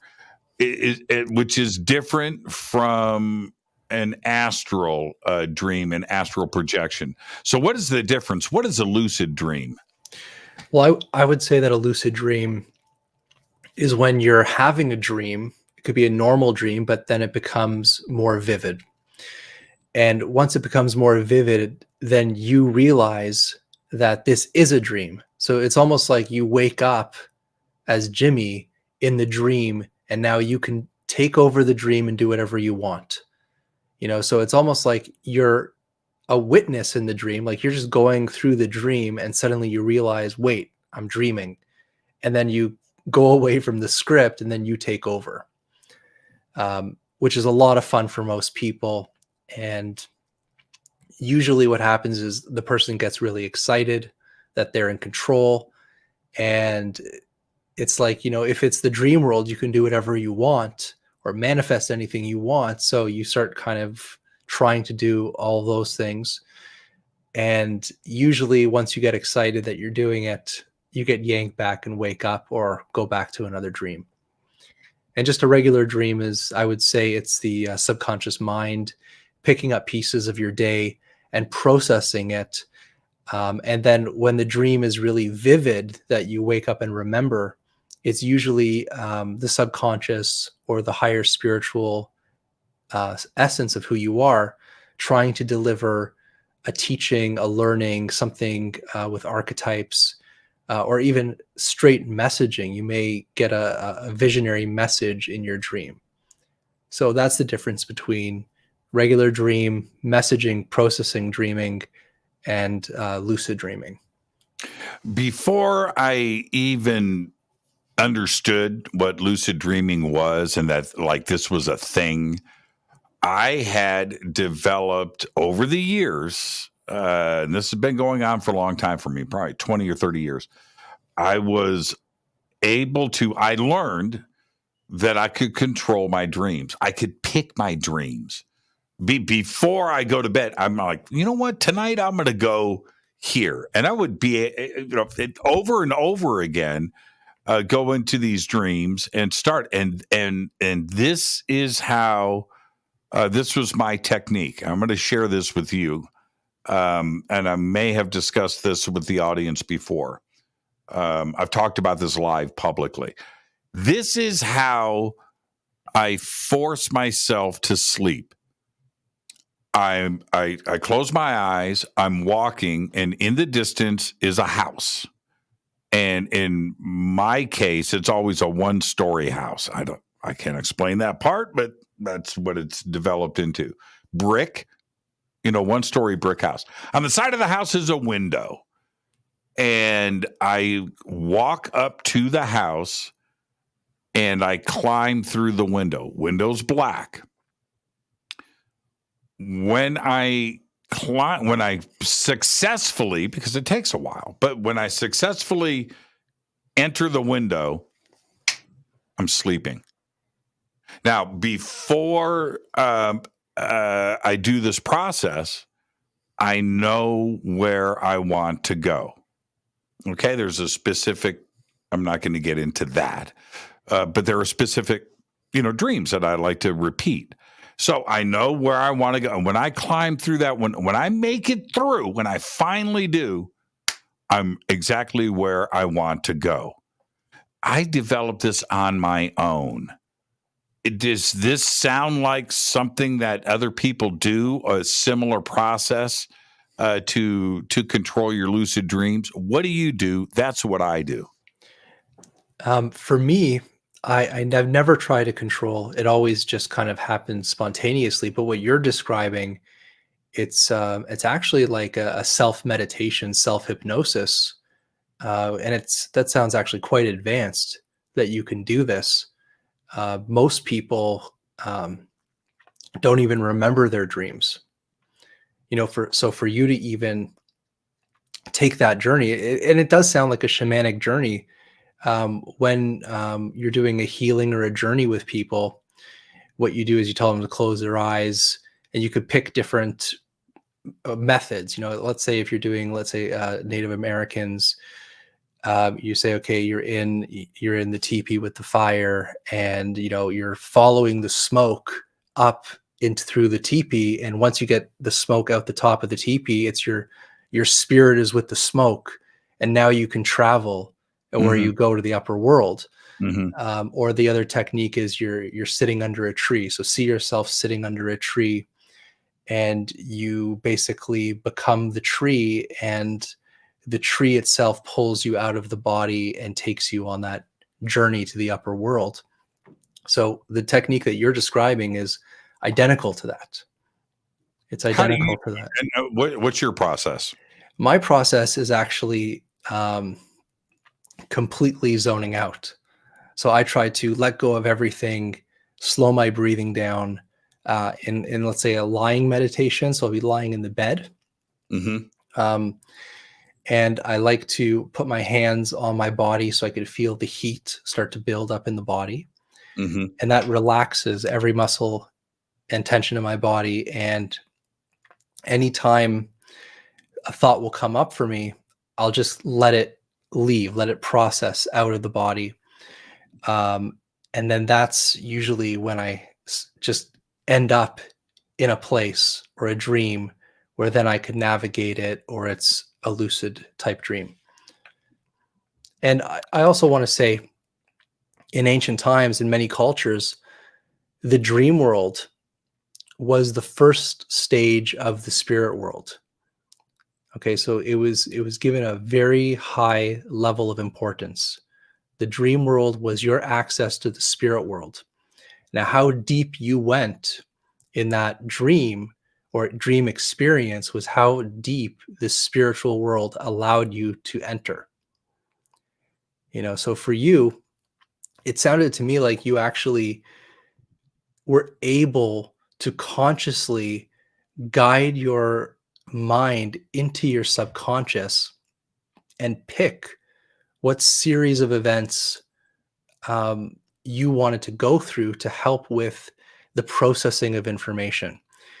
Because this is what dreams do. It's a purging. It's a processing of information. Because can I take you off on a little tangent here? Sure. Okay. Every person goes through life with a set of thoughts, emotions, basically makes up who we are. And we pick up energy constantly. We're going out, what we're thinking, what we're watching, what we're eating. We start to pull energy. You can call them magnetic fields or spiritual fields onto you. And these things weigh heavy on us over time.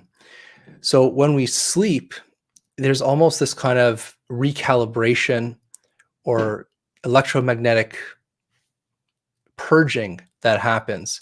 And it's done through the mind. It's done through the subconscious. So, even you were talking about your dream the other night, you were watching something on TV. So you had the visual representation of something that interests you. And then your subconscious mind took those pictures, those events, and it created this archetypal dream that was very emotional, very deep, very memorable. And you went through that dream with your heart pounding. Keep going. This is my dream incense, my Melchizedek, dream incense, and it's from India. Nice, right? And so I'm going to put this in my. Check this out. So you want to see my incense burner? Sure. Trip on this.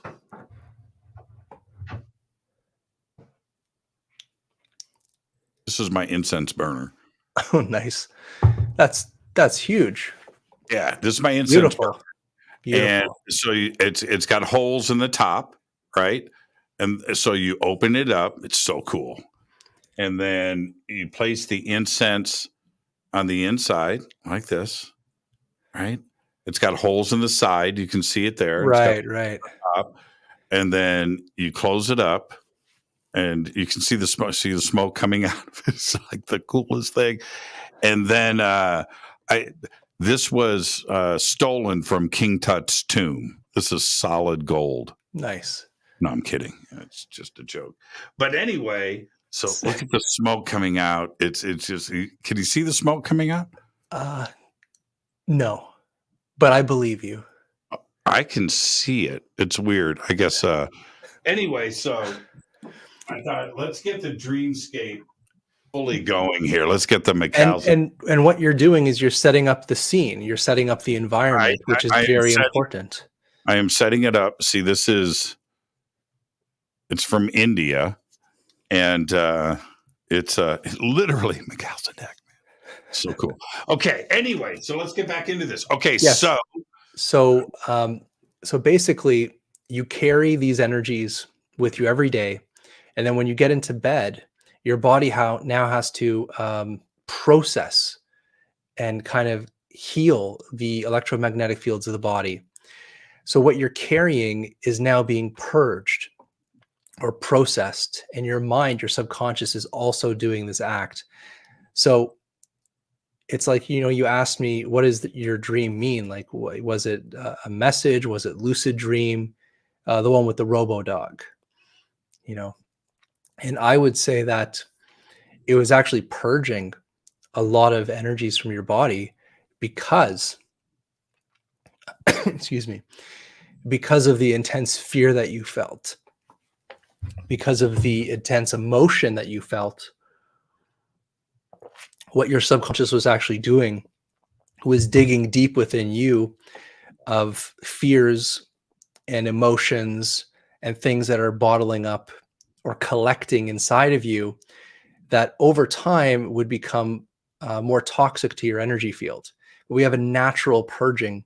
So when things start to build up, it'll come out in the dream world, and you will experience it like, man, is it real? I felt that emotion. I felt that fear, because that was the only way that your body can actually get that stuff out of your body and process it, is to actually feel it and experience it that way.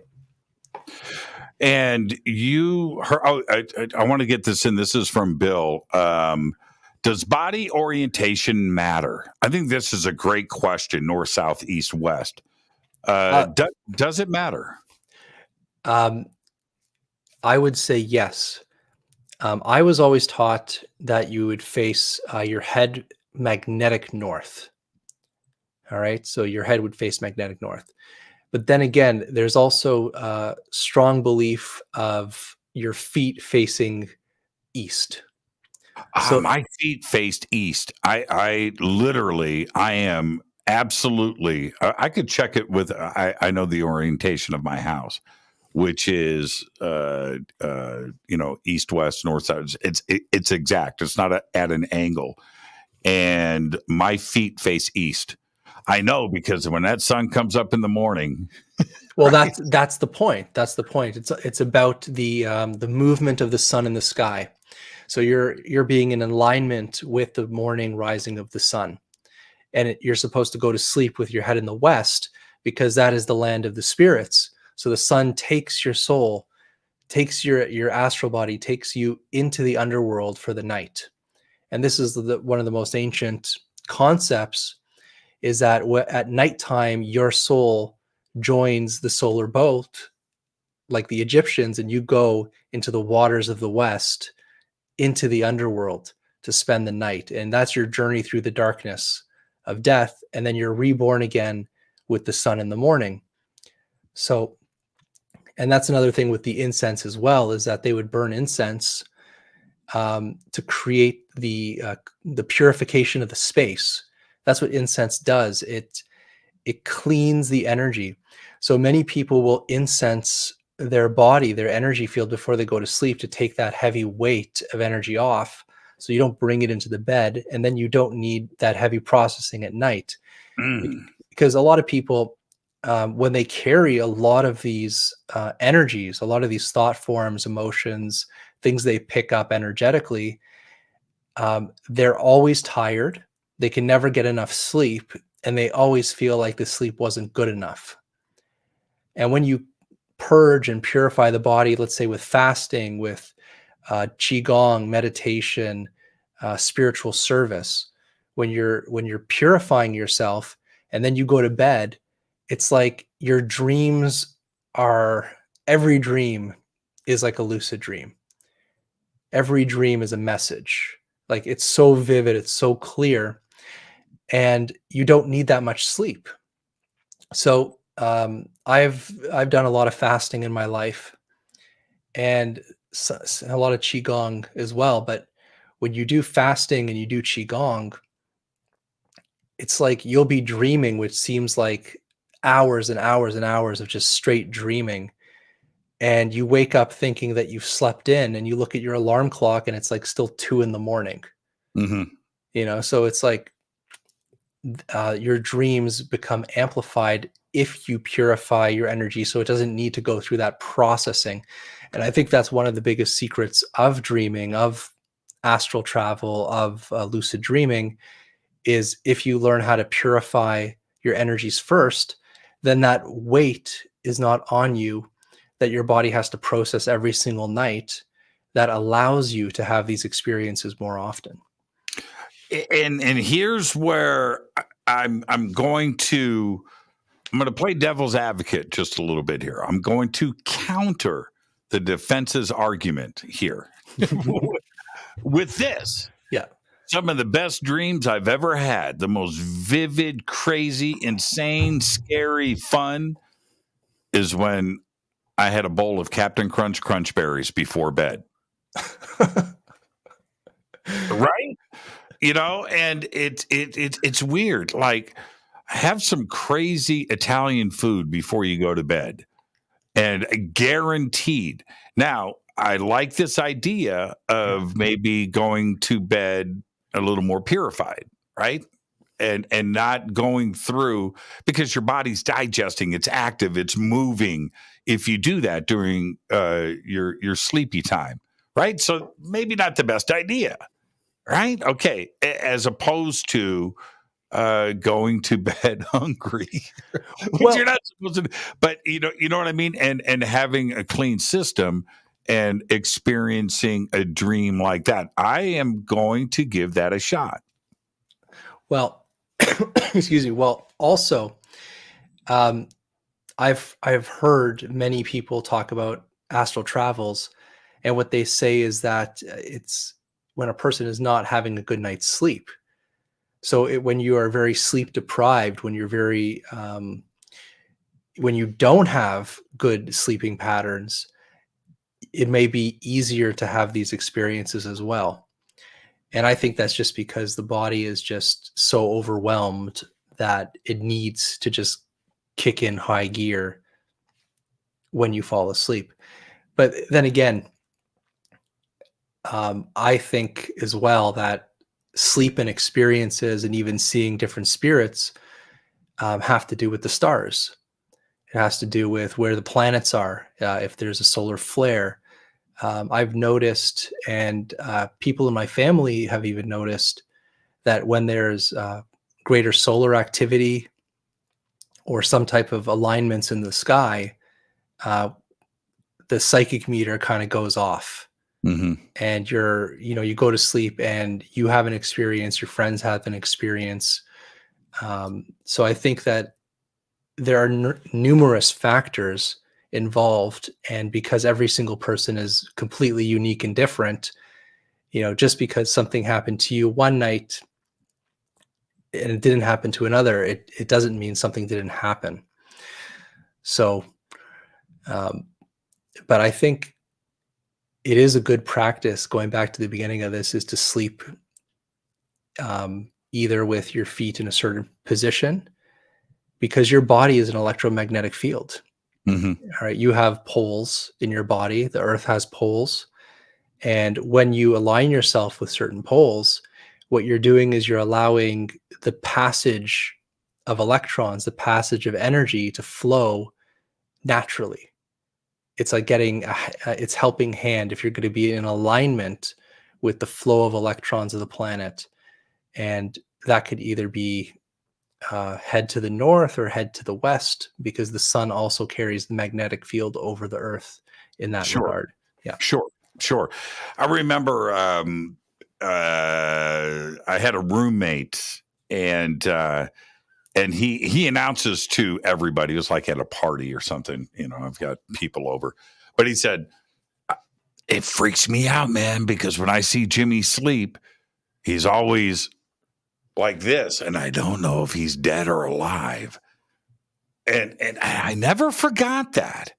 And I am, well, in this case, I'm certainly east-west facing. My feet are facing east, but I'm on my back. I cannot fall asleep in another position.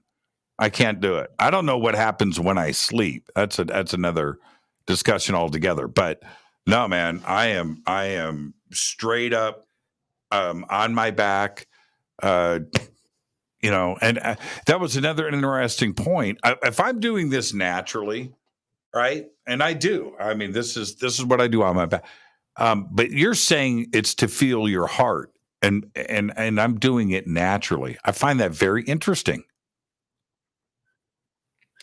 It's not just that. There is something scientific to what you're doing. Is when you place your hands over your heart, it actually sends a signal to your brain to start the relaxation process of your entire body. So, and this is also the way that pharaohs sleep. And you know that when they would bury a pharaoh, only pharaohs were allowed to have their arms crossed. That's how you know that they were the pharaoh. It's because they were laid to rest with their arms crossed. That's right. That's right. Mostly they would be by their sides.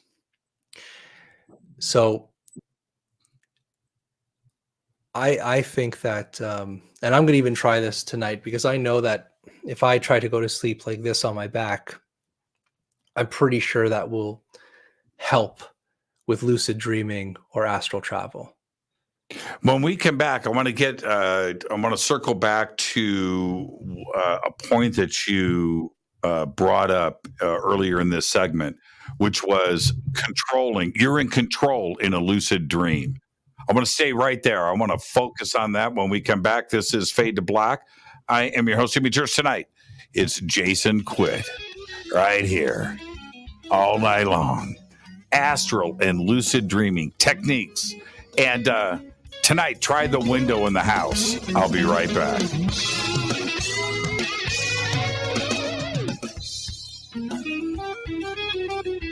Hi everybody, this is Rob Halford, the Metal Guard on JimmyChurchRadio.com. Your 1 million gigawatt paranormal powerhouse, KUNX-DB, the X. Are you ready to read about true paranormal events? UNX Media publishes nonfiction books about UFOs, ghosts and haunted places, time anomalies, cryptid creatures, and more. Just like KUNX-DB Radio, it's all about unexplained phenomena. Visit www.unxmedia.com to see our list of great book titles by Debbie Ziegelmeyer, Gene Walker, Devin Listrom, Wayne Lawrence, Bill Spicer, and yours truly, Margie Kay. That's unxmedia.com. This is Jimmy Church of Fade to Black, and I only drink Fade to Black blend coffee from River Moon. Just click on the River Moon Coffee banner at jimmychurchradio.com. Promo code F2B Blend. This is the only way forward. This is Fade to Black. Make contact. This is Billy Carson, founder and CEO of Forbidden Knowledge, and we're heading to Egypt this October. Come join Jimmy Church, myself, and the Forbidden Knowledge team as we spend a week exploring Giza, the Great Sphinx, the Great Pyramid, Saqqara, Dashur, Aswan, Edfu, Dendara, Karnak, and we'll celebrate Jimmy's birthday in Luxor. The Forbidden Tour of Egypt is this October 5th through the 12th and includes a 4-day Nile cruise, expert Egyptologists, and a chance to explore Egypt with Jimmy and I as your host through your journey of a lifetime. Space is limited, so make your reservations now. Please visit forbiddenknowledge.com for information and complete itinerary. That's forbiddenknowledge.com. This is Jimmy Church of Fade to Black, and this year, June 18th, 2022, the Disclosure Fest Foundation presents the Mass Meditation Initiative. It's Saturday, June 18th from 10 a.m. to 10 p.m., one day only at the Los Angeles State Historic Park in downtown Los Angeles, California, right next to Chinatown. I'm hosting the event again this year with music performances by Trevor Hall, The Desert Dwellers, Poran Key, and many, many more on 4 separate stages. There's 16 stages in total, over 30 acres in downtown Los Angeles, with vendors and tents and presentations and workshops with Billy Carson, Adam Apollo, Lori Spagna, Laura Eisenhower, Brad Olson, David Palmer, and many, many more. It's all simple to do. Just go to disclosurefest.org for all of your tickets, information, and a full schedule of the day's events. Again, disclosurefest.org.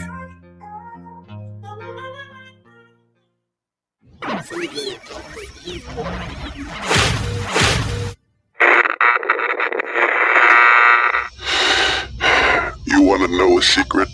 I love ponies. I really love ponies. I'm serious.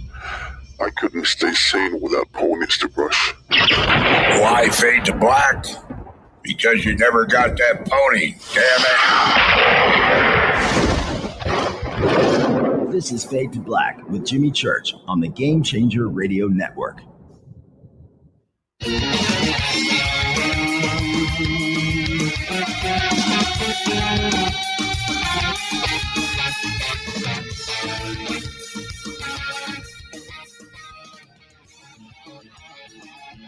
Welcome back. Fade to Black. I am your host, Jimmy Church. There's a post here on Twitter from Maureen.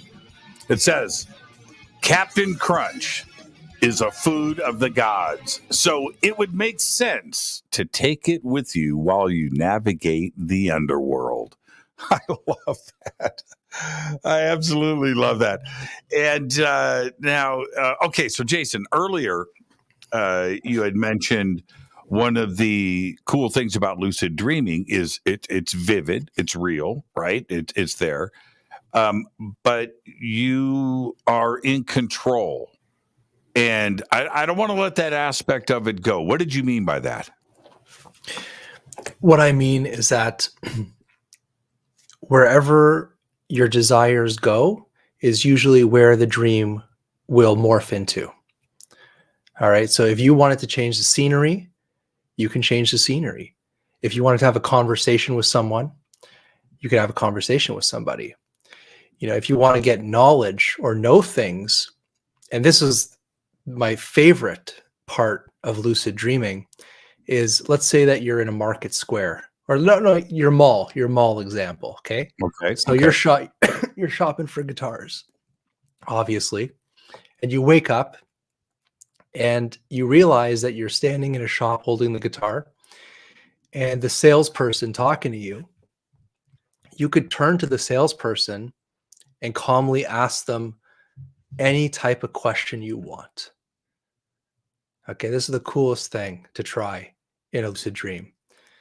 So let's say you want a question answered from something that no one can answer for you, maybe something from your childhood or a mystery of life that you want to know. You turn to that person, you ask them the question. It's almost like a direct line to your subconscious. And the subconscious will actually, through that character in the dream, will answer you back some information. And I used to do that a lot. Once I realized I was in a lucid dream, I would turn to the person in the dream and I would ask them, I would like to speak to my guide, or I'd like to astral travel. Like, you would put the question to the subconscious to give that command of what you want. Most people get very excited and they start and they get a lot of emotions involved when they realize they can control the dream. And because of that, they get kicked out of the dream almost immediately. So you really have to maintain a proper mindset when you realize that this is happening, because you want this to be prolonged as long as you can, because a lot of amazing things.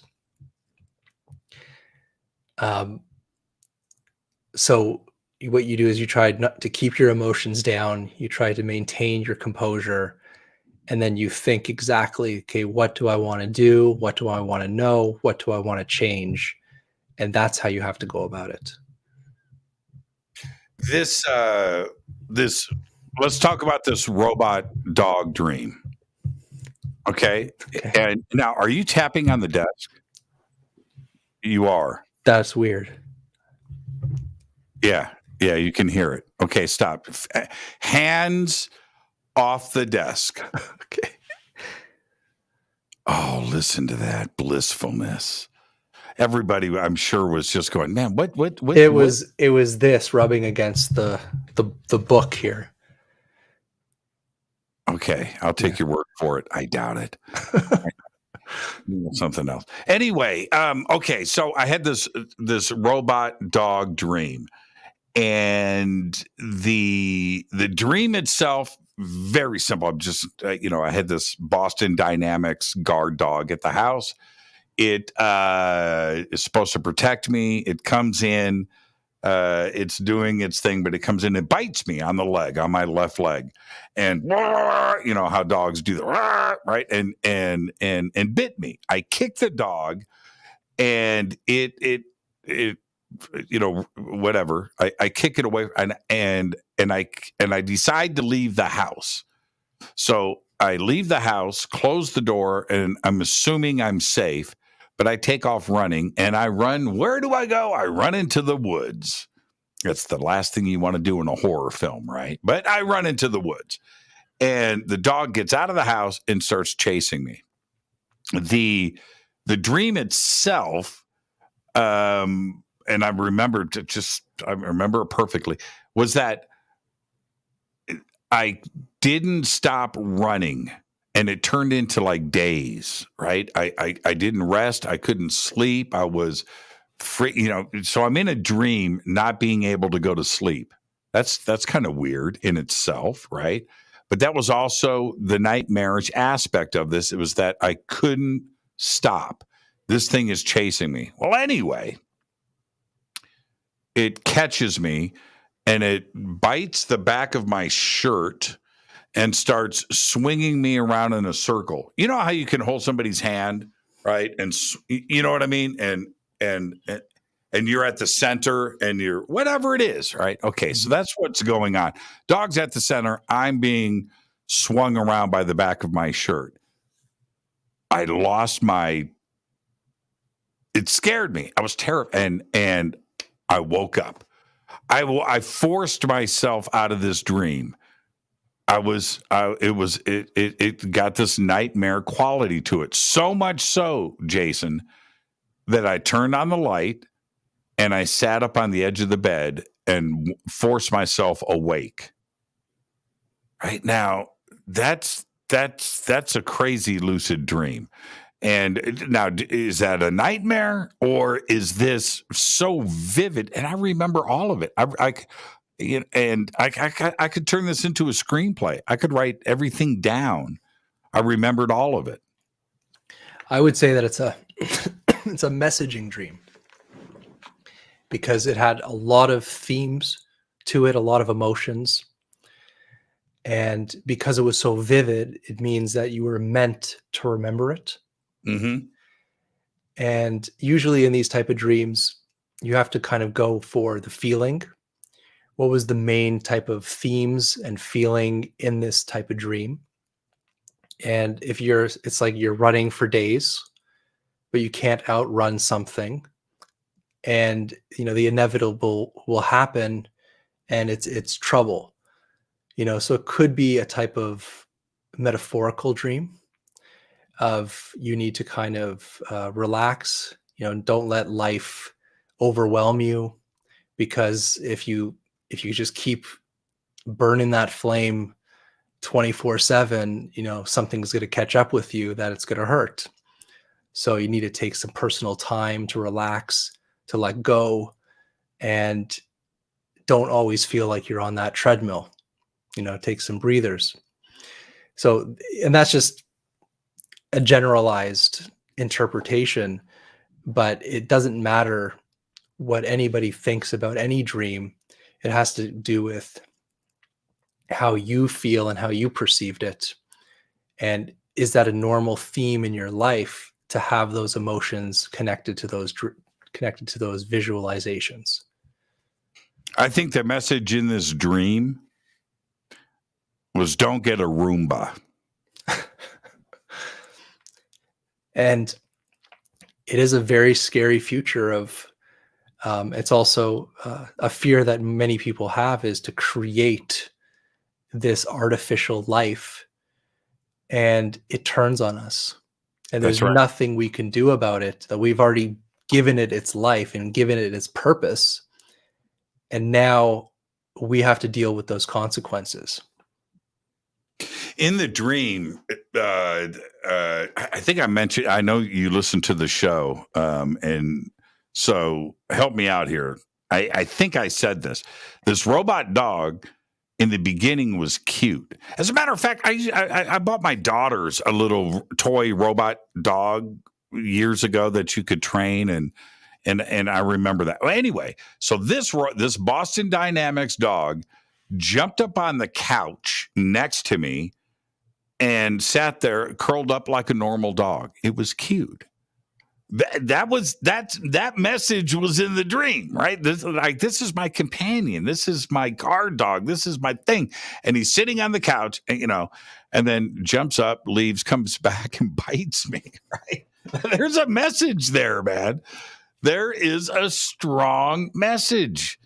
To the point where this thing turned on me and not only bit me, but ended up chasing me down in the woods. And that just going back, the biting of the leg is also a very important thing for a dog to get your attention on something.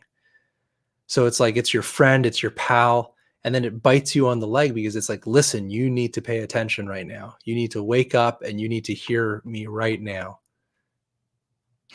Don't buy a Roomba, I think is and it was so funny. Yesterday I was at Lowe's and I'm going through. See, now whatever you're doing right now, that's the sound coming through the microphone. Okay, it's touching the headphone thing. So I gotta put my hands behind me. There you go. He's making it up as he goes along. So I'm going through Lowe's and I had to get some birdseed, right? And so I'm in this section of the store. By the way, the Lowe's that I go to, the birdseed section, there are birds, wild birds inside of Lowe's that eat the birdseed. And everybody's cool with it. I'm cool with it. It's really weird. You can hear them. You look up and you look at there's like 100 birds in Lowe's that eat this birdseed. Anyway, so I turn the corner of going to the birdseed section, and right there are the robot vacuums. And I looked and I went, oh man, this dream. What am I doing? And I just like hurried up. It got past the Roombas. That dream messed with my head, man. It really messed with my head. And now this is the other part, though, for me. Why was it so scary? Why wasn't it scary when the dog bit my leg? That didn't bother me. When the dog grabbed my shirt and caught me and started swinging me around, which was just bizarre, but that freaked me out. I mean, freaked me out. I had to turn on the lights. I mean, I looked around the bedroom. What gives? I would go back and say that when you felt that emotion, it would be the type of purging of the electromagnetic field of built up energy. So you had to kind of experience that fear going through this. So, a lot of times, like, for example, when I was taking my shamanic training, it was a lot about dreams. And they would say that, when having like a nightmare is actually a good thing, because when you have this nightmare, it's the body capable of purging things while you're sleeping, so you don't have to deal with it. It's almost like a correction. So a lot of people will have very profound dreams, go through a situation in their dream that might be even traumatic, and they learn from it somehow, and they wake up slightly different or slightly changed in their mind. So dreams have an ability to teach us. It has an ability to actually change us and evolve us. And I really think that that type of dream that you've had was a combination of some type of messaging, like some type of, that dog was trying to tell you something. And in a way, it was also purging or clearing out certain things in your body. So it could be positive as well. The other part, about lucid dreaming and having the control go down, should you seek out a positive experience? Well, I would think you would want to. Again, it's like it all depends on the mind, the perspective, and the person wielding that power. So if you're a teenager and you have these dreams, you probably want to go into fantasy. When you're older and more evolved and know what's happening to you, instead of going into fantasy or into desires, what you want to do is you say, okay, I want to learn something, or I want to experience something different. I want to kind of evolve my thought and understand something differently. So it really depends on where the person is and where their perception is going into the dream. And that is what makes the difference. And as opposed to possibly something violent, or I don't know what that may be. Maybe you want to dream about robbing a bank, for instance. And I could see that. But if you are going to avoid waking up in a cold sweat like I did, I will never intentionally dream about robots again. I can tell you that right now. And being able to pick and choose what you do, if you want to have a great experience and survive the night. In other words, what I'm saying here is you don't want to be forced into waking up, right? You want to be able to have this dream all night long. You don't want to wake up in a panic and then restart the process. And that's very difficult to go back to sleep after you wake up and your adrenaline is all whacked out of shape like I was. I had a hard time going back to sleep after that. And I had to change what I was thinking about. I didn't want to get sucked back into that dream. I'm telling you, this was a full experience that I had on Sunday night. And okay, now you mentioned entities. That's where I was just about to take this. Okay. Yeah. I have a fear. Okay. Hasn't happened, but I have a fear. I wake up, got to go to the bathroom, whatever. I wake up and then I wake up seeing something. That I have a fear of that. Going to the washroom is the only dream that comes true.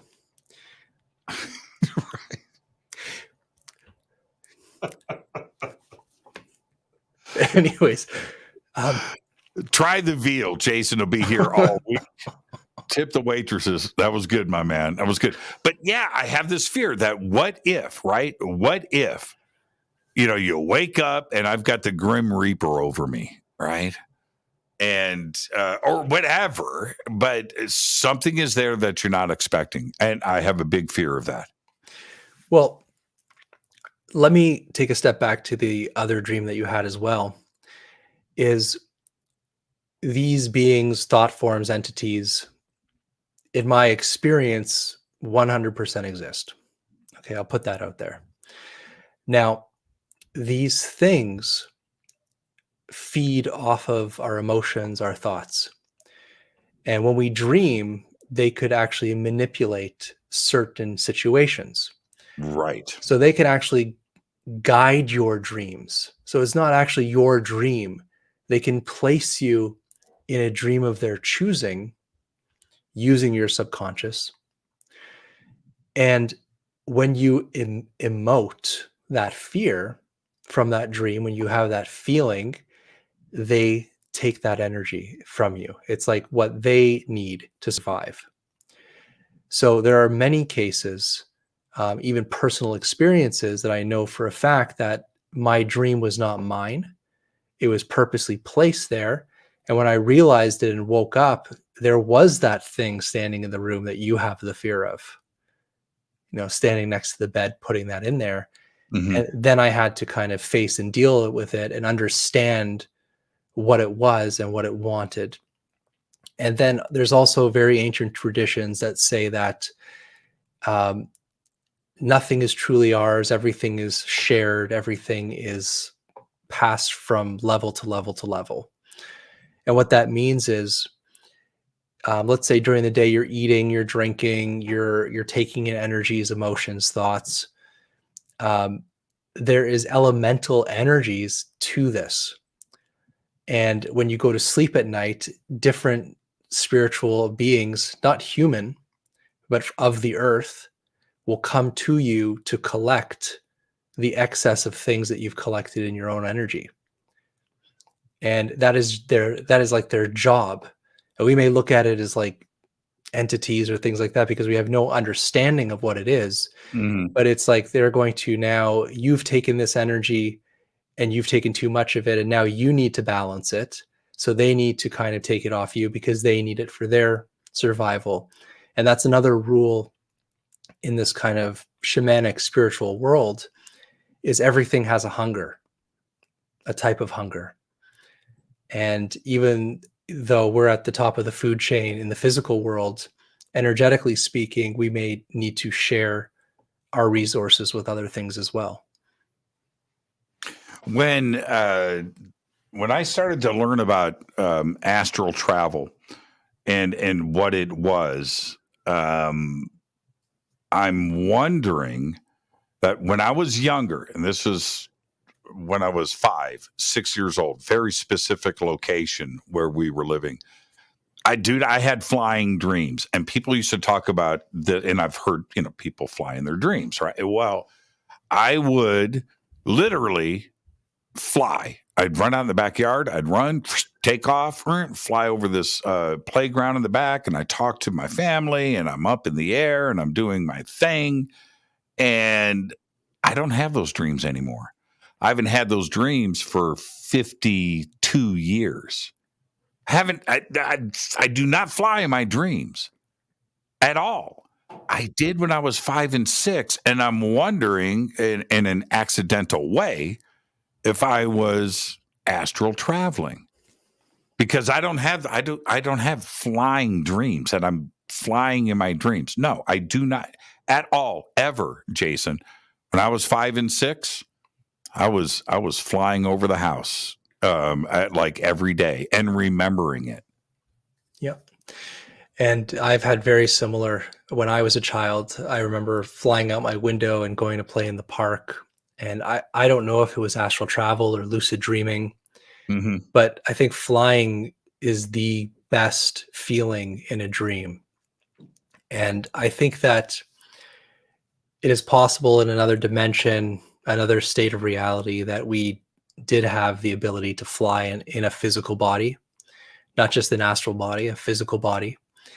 And I still have dreams like that, which would be, I don't know if it would be lucid or just a normal dream, but it's like I could put my hands facing the earth and I could feel the magnetic field go through my body and lift me up, and I could travel. And it's the greatest feeling that you wake up and you're thinking, well, I could just put my hands down in this world and do the same thing. But obviously it's not going to work because it's a dream. But this is an extremely common dream that I think everybody has. And they also feel that sensation of falling at night. I know everybody feels that. But when it comes to flying, I think that's the dream that humans have had forever. Since they saw the first bird in the sky, humans wanted to fly. So I don't know why we haven't evolved yet, because we've had that desire for millions of years to fly. Yeah, I haven't had those dreams. I not even close. And there's another thing, and I may have mentioned this before on the show, but my dreams very rarely resolve. Right? They never have an end. I want to go and play a song with a band, but we never plug in our guitars, right? There's always some obstacle. Something is always going on. Something stops the dream from resolving. And it's this struggle. The dream is a struggle, right? There's always, you never get to the top of the stairs. You never get to the bottom of the stairs. You never get to, the dream doesn't resolve. And there's a message there, but I'm not sure what it is. It's also very common. Same thing. Well, of course. It's always, you're getting to something and it never gets there, because a dream is just moments, so when we come back from a dream, we basically carry fragments of these memories. And we, as an observer, we're trying to kind of piece these fragments together of what we can remember of this journey. And if it has any importance to us, or it has any special meaning to us. And usually it's very hard. And this is why they say have a dream journal by your bed, because I can't tell you how many incredible dreams that I've had where I received incredible information and I'm like, oh yeah, there's no way I'm going to forget this. And almost immediately after waking up, you're like, oh my God, I lost it. I lost it. Well, my robot dog dream resolved. He caught me. And a normal dream that doesn't happen, right?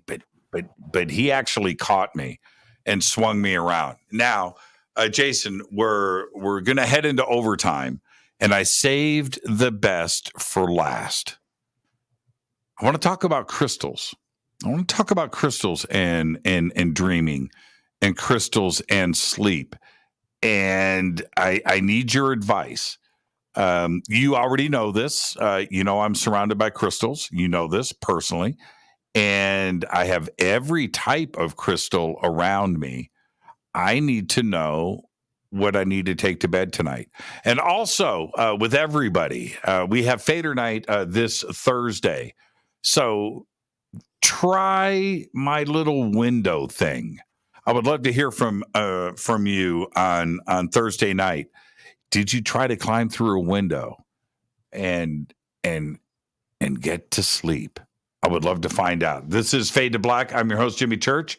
Tonight, the one and only Jason Quitt. You can see him. He's right. Which way? He's that way. He's right there. He's right in front of us. We're going to go into overtime, and his website is called The Crystal Sun for a reason. We'll find out when we come back. This is Fade to Black. I'm your host, Jimmy Church. Tonight, Astral and Lucid Dreaming with Jason Quitt. Stay with us.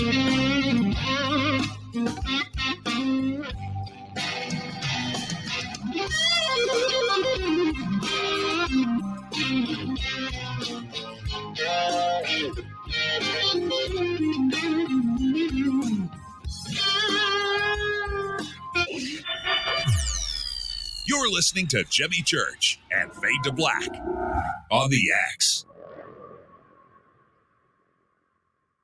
Hey, what up, y'all? It's your girl Vivica Fox here, and you are listening to my boy, Jimmy Church, on jimmychurchradio.com. Despite popular opinion, reading a book will not make you smarter. But listening to Jimmy Church will. This is Billy Carson, founder and CEO of ForbiddenKnowledge.tv. ForbiddenKnowledge.tv is the fastest growing and one of the most watched networks in the world. I would like to personally invite you to check out our expanding library of TV, film, lectures, and special presentations. ForbiddenKnowledge.tv has over 6,000 videos covering lost history, health, UFOs, spirituality, and our future. We are committed to our community, and with my personal invitation, you can, right now, get your free 30-day membership at ForbiddenKnowledge.tv. Your own library of information starts today at ForbiddenKnowledge.tv. Your 1 million gigawatt paranormal powerhouse, KUNX-DB, the X.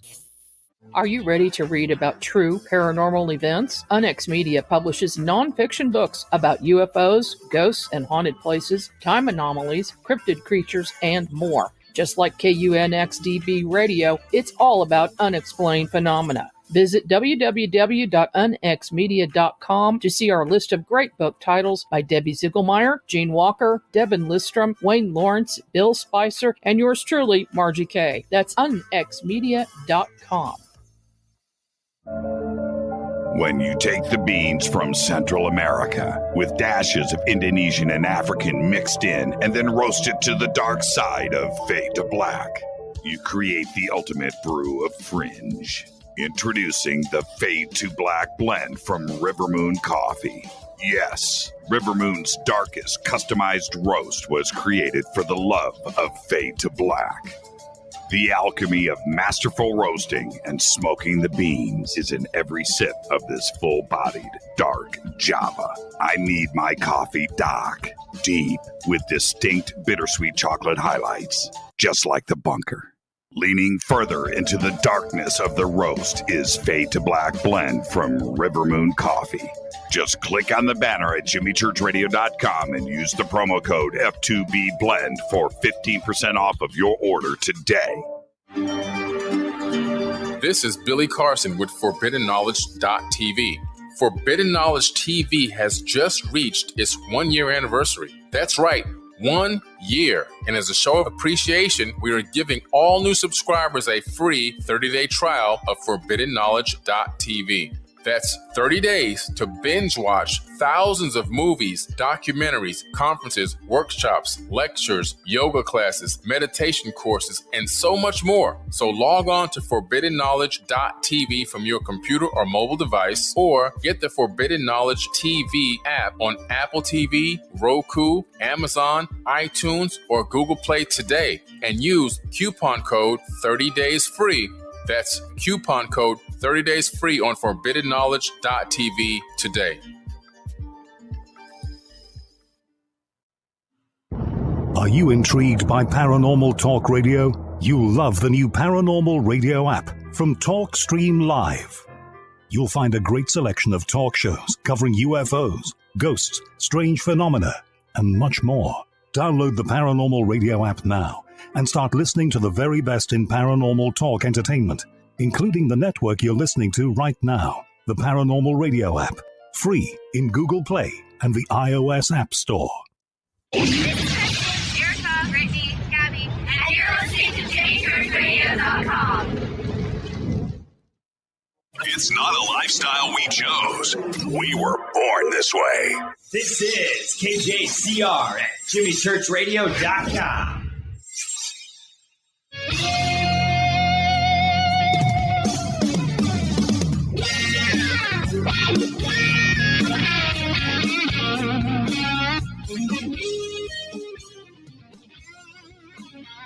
Welcome back. Fade to Black. I am your host, Jimmy Church. Tonight, Jason Quitt. We are in overtime, everybody. You knew this was coming. Jason Quitt on the screen with me at the same time. We're going to get the full experience tonight. And I wanted to save the best for last, Jason, which is the conversation about crystals and sleep. And I've heard all the stories. I've heard, I sleep with this under my pillow. I sleep with this on my nightstand. I sleep with 5 on my chest. I put some in my pockets of my pajamas, and I'm covered. I have them in different places in the room. I have them strategically. And this has been going on for a long time. And I've had strange experiences with crystals, so much so that I've removed certain ones from my bedroom at night. What's the best advice? Where do we go? It really depends on. Hang on. Sorry about that, Jason. Go ahead. It really depends on what you want, depending on which crystals you choose. For example, if you take a quartz crystal to bed, let's see if I got a quartz here. I think I got a tiny piece here. So if you get a quartz crystal, this could be possibly overstimulating to have with you. because quartz is an amplifier of energy. So it could enhance your dreams. It could enhance your experiences, but again, it can keep you up at night. Okay. So quartz crystal is good, but it could be a little amplifying. Okay. So what does it actually do though? What does it amplify? Well, it amplifies electromagnetic energy, and our brains are electromagnetic. Energy flows through us always. And by putting this in the bed with us, you're putting a directional flow of energy. When you hold a crystal, let's say you're meditating or holding a crystal in your hand, it has a piezoelectric effect. It boosts the electromagnetic fields of the body, of the mind. So it could increase the dreams. It could increase the messaging. It could increase the vividness of dreams. You could even have a greater sleep. You may not have any dreams. You may just pass out and go, wow, I had a great sleep. So crystals have this energetic quality to it. And I'll say this is the simplest type of crystal, which is silicon dioxide. It's very pure. It's just silicon and oxygen molecules. Where do you place that? Usually I place it in my hand before I go to sleep. And then as I start falling asleep, I let go of it and place it by my side so it's not going to hurt me during the night. I can't tell you how many times I've woken up with like a crystal in my back where I was just like, I need to, not bring this sharp thing into bed with me. I have. What does, and that was, what type of crystal did you just hold up? A quartz crystal, which is silicon dioxide. Which is what I have here. Okay. Yeah, very, very pure. So that's like the purest you can get. And then once other minerals start to be added to the silica, you get other forms of crystals. But then you could have like a safer crystal in bed. So there's lots of these, shaped in like an egg form. And what kind of crystal is that? It's some type of ruby hybrid. I forget exactly what it is, but those red things in there are actually rubies. Right, which I have. But most people, they go with the classics, and the classics being, let's say, like a piece of amethyst. So you have a piece of amethyst, and amethyst is, again, quartz, but it has iron and other imperfections in it, which give it the purple color. Mm-hmm, mm-hmm. And this purple color, the iron element, the manganese element that's in here, they say it's very good for sleeping. So most people stick with classics. They go with the amethyst under the pillow. They meditate with it before bed because it's also for spiritual protection, for dreams, for astral travel. So if you were to take something to bed, I would recommend something like amethyst, or obviously, the Orlite 23, which is a very ancient amethyst with lots of iron. So you can see iron on the cap here. And when it comes to the metals are also very amplifying, but they're also very protective and shielding. So if you think you have problems with, let's say, entities or disturbances in your dream, like a lot of nightmares, like this stone right here I'm just manifesting them out of the air. I know people don't realize that, but this is an amethyst right here. And it's covered in pyrite, which is, again, iron. Mm-hmm. So you can have something with iron in it, like pyrite, hematite, with the elements of the quartz crystal and the hold amethyst. that up again. That's beautiful, man. Thank you. Yeah, so this is... Flip it over. It's very difficult to see, but it is an amethyst that's covered in pyrite crystals. Wow, that is just awesome, man. So you can have this type of crystal if you want shielding and protection as well as amplification. It's funny because I'm just grabbing the crystals that are in front of me here. Yeah, I have a bunch here too. I have I have my troublemaker. This is Jose, and he's pure quartz, as you can see, and nothing changing anything about it. It's just pure crystal. This dude causes trouble. 100%. I can't sleep with him. I've told the stories over the years, but so I will not have him in my bedroom. That's just he's a troublemaker. But what about I have also like turquoise, chrysocolla. Here, put you on the big screen. Oh. Is that a Chintamani stone? Or it looks like a tektite. That's what I thought it was, tektite. Yeah. Space glass. Yeah, space glass. Very absolutely cool. Beautiful. Yeah. And I don't have it in front of me. It's in my jewelry box.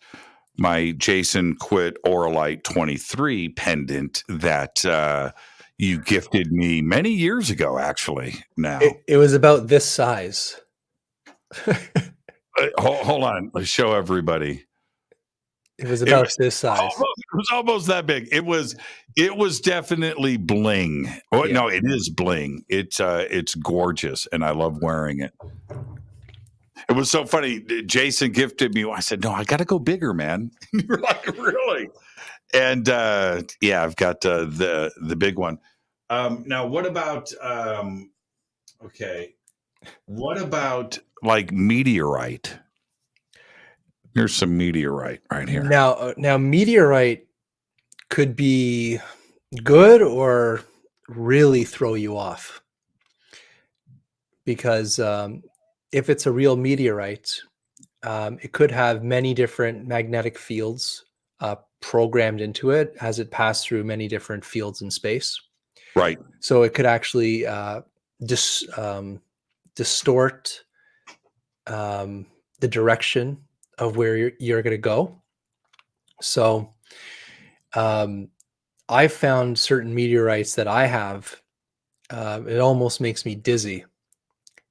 So I can't really sleep with it or wear it. But then again, some people love meteorites or the effect of a meteorite, like moldavite, like these tektites came from a collision to the earth. And then it burned the sand and the minerals, creating this glass. And many people think that that is where it's at. The vibration, the frequency in these glasses is very sacred. And so a lot of people use them in meditation, take them to bed and sleep at night. Now I have a story. I used to do a lot of trade shows where I would sell crystals at the booth. Mm-hmm. Mm-hmm. And I had this guy, I forget what his job was, but it was a pretty serious job.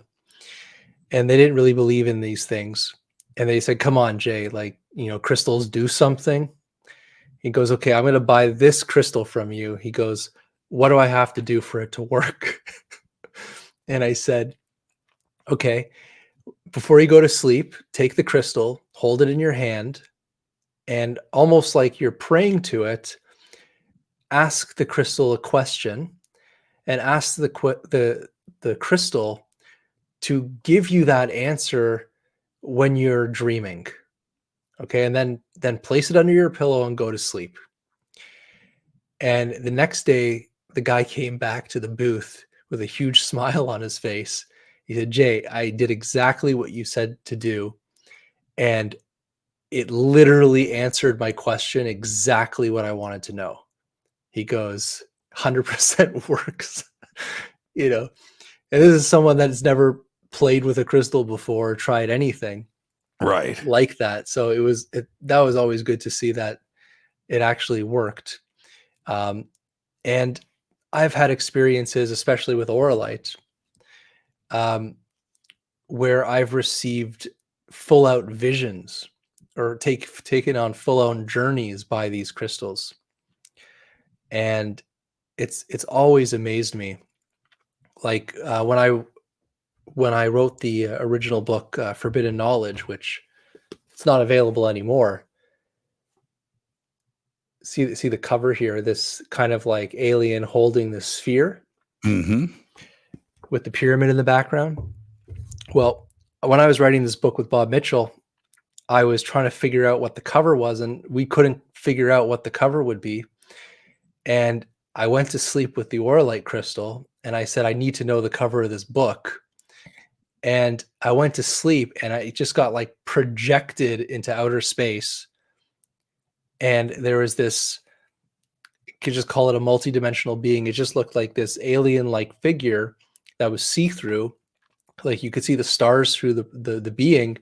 And he was like standing there holding this sphere of light, like a portal thing. And I saw like, well, there wasn't a pyramid behind him then. I added that later. But it's like, it was so vivid seeing that picture that I woke up the next morning, didn't even brush my teeth. I just went right from my bed in my pajamas to in front of the computer and started to make that artwork because of what I saw in the dream. So it's amazing the connection that you can have, that not only you could receive messages, but visions specifically of what you need to do. So that's what inspired that cover for that book. This is this is just me. Okay. Don't anybody, follow my advice, but listen, of course, I like dense crystals, heavy, dense crystals. And this is ruby. Okay. This is a ruby skull. Here,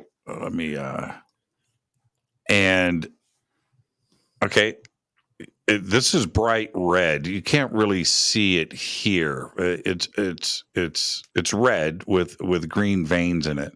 It's kind of strange how I'm looking at it here on the camera, where it's not as red as it is in person. And you can see the size of the skull. This thing weighs like 8 or 9 pounds. It's the same stone. It's great. And this has energy.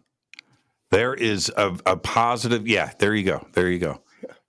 And this is so heavy, so dense. It's so thick. It's got this thing, and it absolutely has energy to it. And this, I have no issues on my nightstand. None.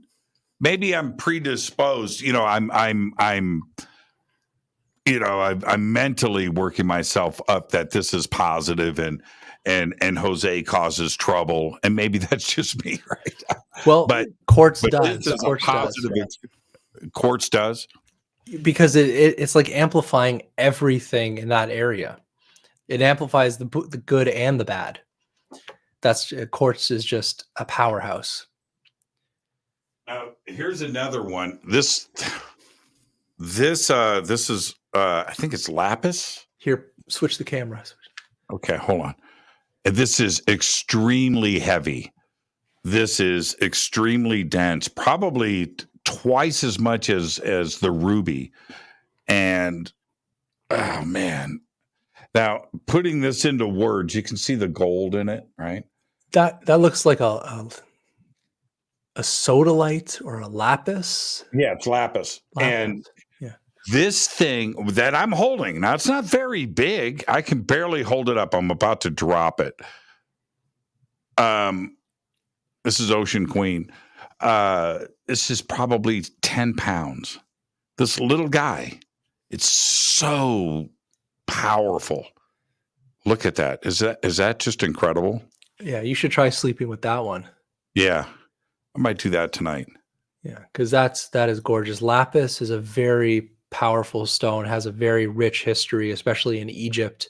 That was the stone of the pharaohs, the queens. Very sought after stone. Incredible. And again, when I say this is 10, look how it's not very big. It's probably 6 inches, across, and maybe 3-4 inches wide. It's not very big. You can see it fit in my hand, and it's like 10 pounds. It's so heavy. And do you know why a skull? And you know why a skull is so important? That was my next question. Okay. Sorry to jump ahead. The skull is your template. The skull is humanity's sacred geometry. It's our vibration is a skull. You know, they call this the dome of the rock, our temple. This is our temple. And the seat of God is within the temple, which is the skull. That's the, you know, there's 22 bones in the human skull. There's 22 letters in the Hebrew alphabet. You know, these are not coincidences. This is done purposefully. So the vibration of a skull is almost like our Wi-Fi password to stones. So when you carve an object in the geometry of a skull, you connect with it vibrationally.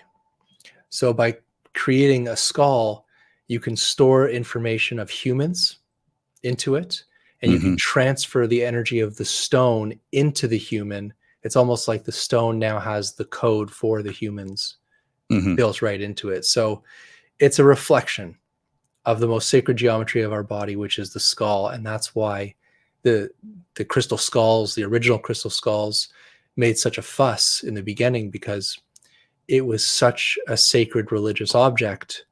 And that is why, because the skull is the template of the human. Now, what about pyrite? Pyrite is another iron mineral that has sulfur and oxygen in it, just like a hematite. And pyrite is very good for shielding the energy. It's also good for amplification, manifesting, and also even happiness or joy.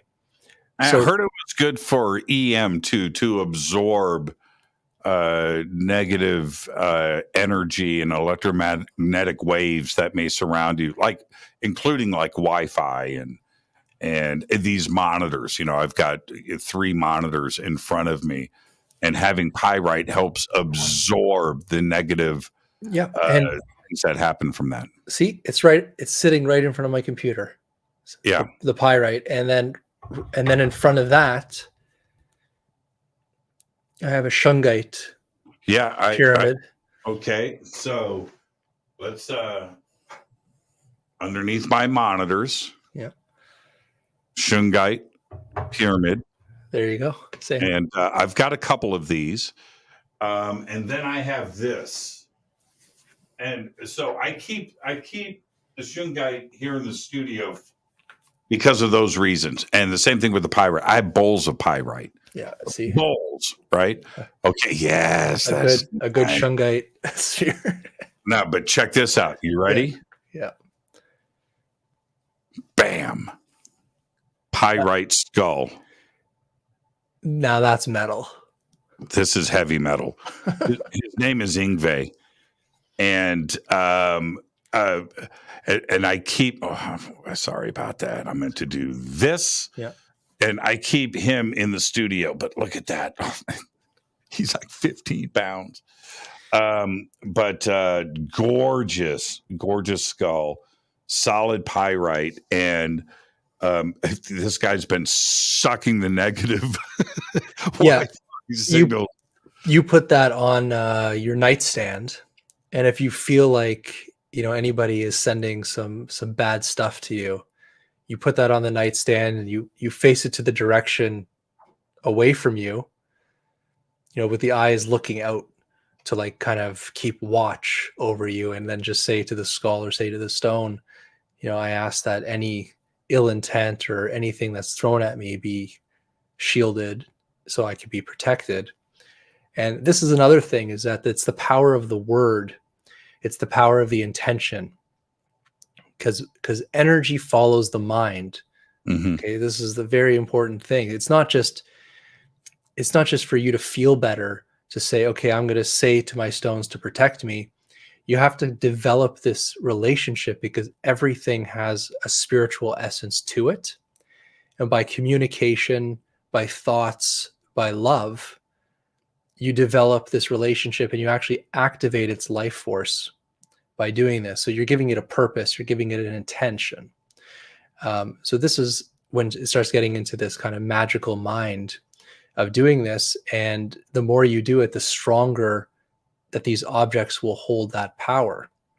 So, you may have a very powerful piece, but it's your use of it and how you use it and what you do with it that you could turn that powerful piece into a powerhouse. In somebody just posted, said that if these stones, crystals, somehow absorb EMFs, your phone wouldn't work. Exactly right. I have absolutely run into issues with crystals next to my cell phone, and 100%. Yep. I've had crystals. I've had different crystals and different minerals that I have here erase my credit cards. Absolutely. You keep your precious stuff that it has magnetic stuff, hard drives, USB drives, cell phones, credit cards. You keep that stuff away from your crystals. I'm serious. Write it down. Quote me. I'm telling you, this stuff is sucking up power. There's no question about it. And I have had it 100% interfere with my stuff and erase stuff. See, I would put shungite pyramids in front of my plasma TV, and over time they actually started to expand and start to crack and fall apart. Mm-hmm. Because they do absorb something. Yep, they're absorbing something. I've had a shungite pyramid start to disintegrate. Yeah, crumble. Yeah. All right. And I don't touch it. It's just sitting there. And I came in one day, one of the bottom corners was popped off, sitting there right next to it. And I thought to myself, man, I would have loved to have seen that happen. Right? Just to see this thing go, just pop. So there you go. Jason, what a great show, man. Just a perfect show. What crystal are you going to sleep with tonight? It's already in the bed. And it's my Auralite. I have a special Auralite crystal that is in the bed. But again, my bedroom, just like every room in my house, there's crystals everywhere. Mm-hmm. There's crystals literally everywhere. So I can't really tell them apart anymore because this whole house is buzzing. As it should be. Yeah. Jason Quitt. Everybody go visit the Crystal Sun. And guess what? We didn't talk guitars all night long. I'll come back tomorrow. Yeah, didn't do it. It was so funny. Jason and I were talking earlier. Man, we're going to ruin the show tonight, man. We're going to talk guitars all night long. And we didn't do it. Jason, behave and be well, my friend. Thank you so much. And listen, everybody, Jason, he's stuck in Canada, can't travel. He's it's just what's going on. Egyptian postures of power is now re-released. Go to the Crystal Sun and you can pick it up there. It's also on Amazon too as well. But soon, Jason promises that Justin Trudeau is going to release him back into the world. And we will be seeing you soon. I miss you, man. I miss you, Monica. We used to hang out and have dinners and do things all year long. And Ben Trudeau. Yeah, man. Trudeau. We haven't been able to hang out, but soon you're going to be down here with me in Southern California. So thank you so much, Jason. Behave and be well. Everybody visit thecrystalsun.com. His books are there. Everything is there, and including Auralite 23. Jason, thank you so much, my friend. Have a great night. Thank you all. Be safe up there in Canada. This is Fade to Black. I am your host, Jimmy Church. It was such a great time for Jason and I tonight to be able to do this together. It's important. It is important. Fade to Black is produced by Hill J. Palm, Renee, Dennis, and Kevin. Announcers are Steve Harder, Gene Vito, and Mark D. Kovar. Webmaster is Drew the Geek. Music, Doug Aldrich. Intro, Spaceboy. SpaceboyMusic.com. Fade to Black is produced by KJCR for the Game Changer Network. It's broadcast owned and copyrighted 2022 by Fade to Black and the Game Changer Network, Inc. It cannot be rebroadcast, downloaded, copied, or used without permission That's right. Anywhere. Until tomorrow night with Richard Dolan and the interview, I want everybody to be safe. It's time to fade to black.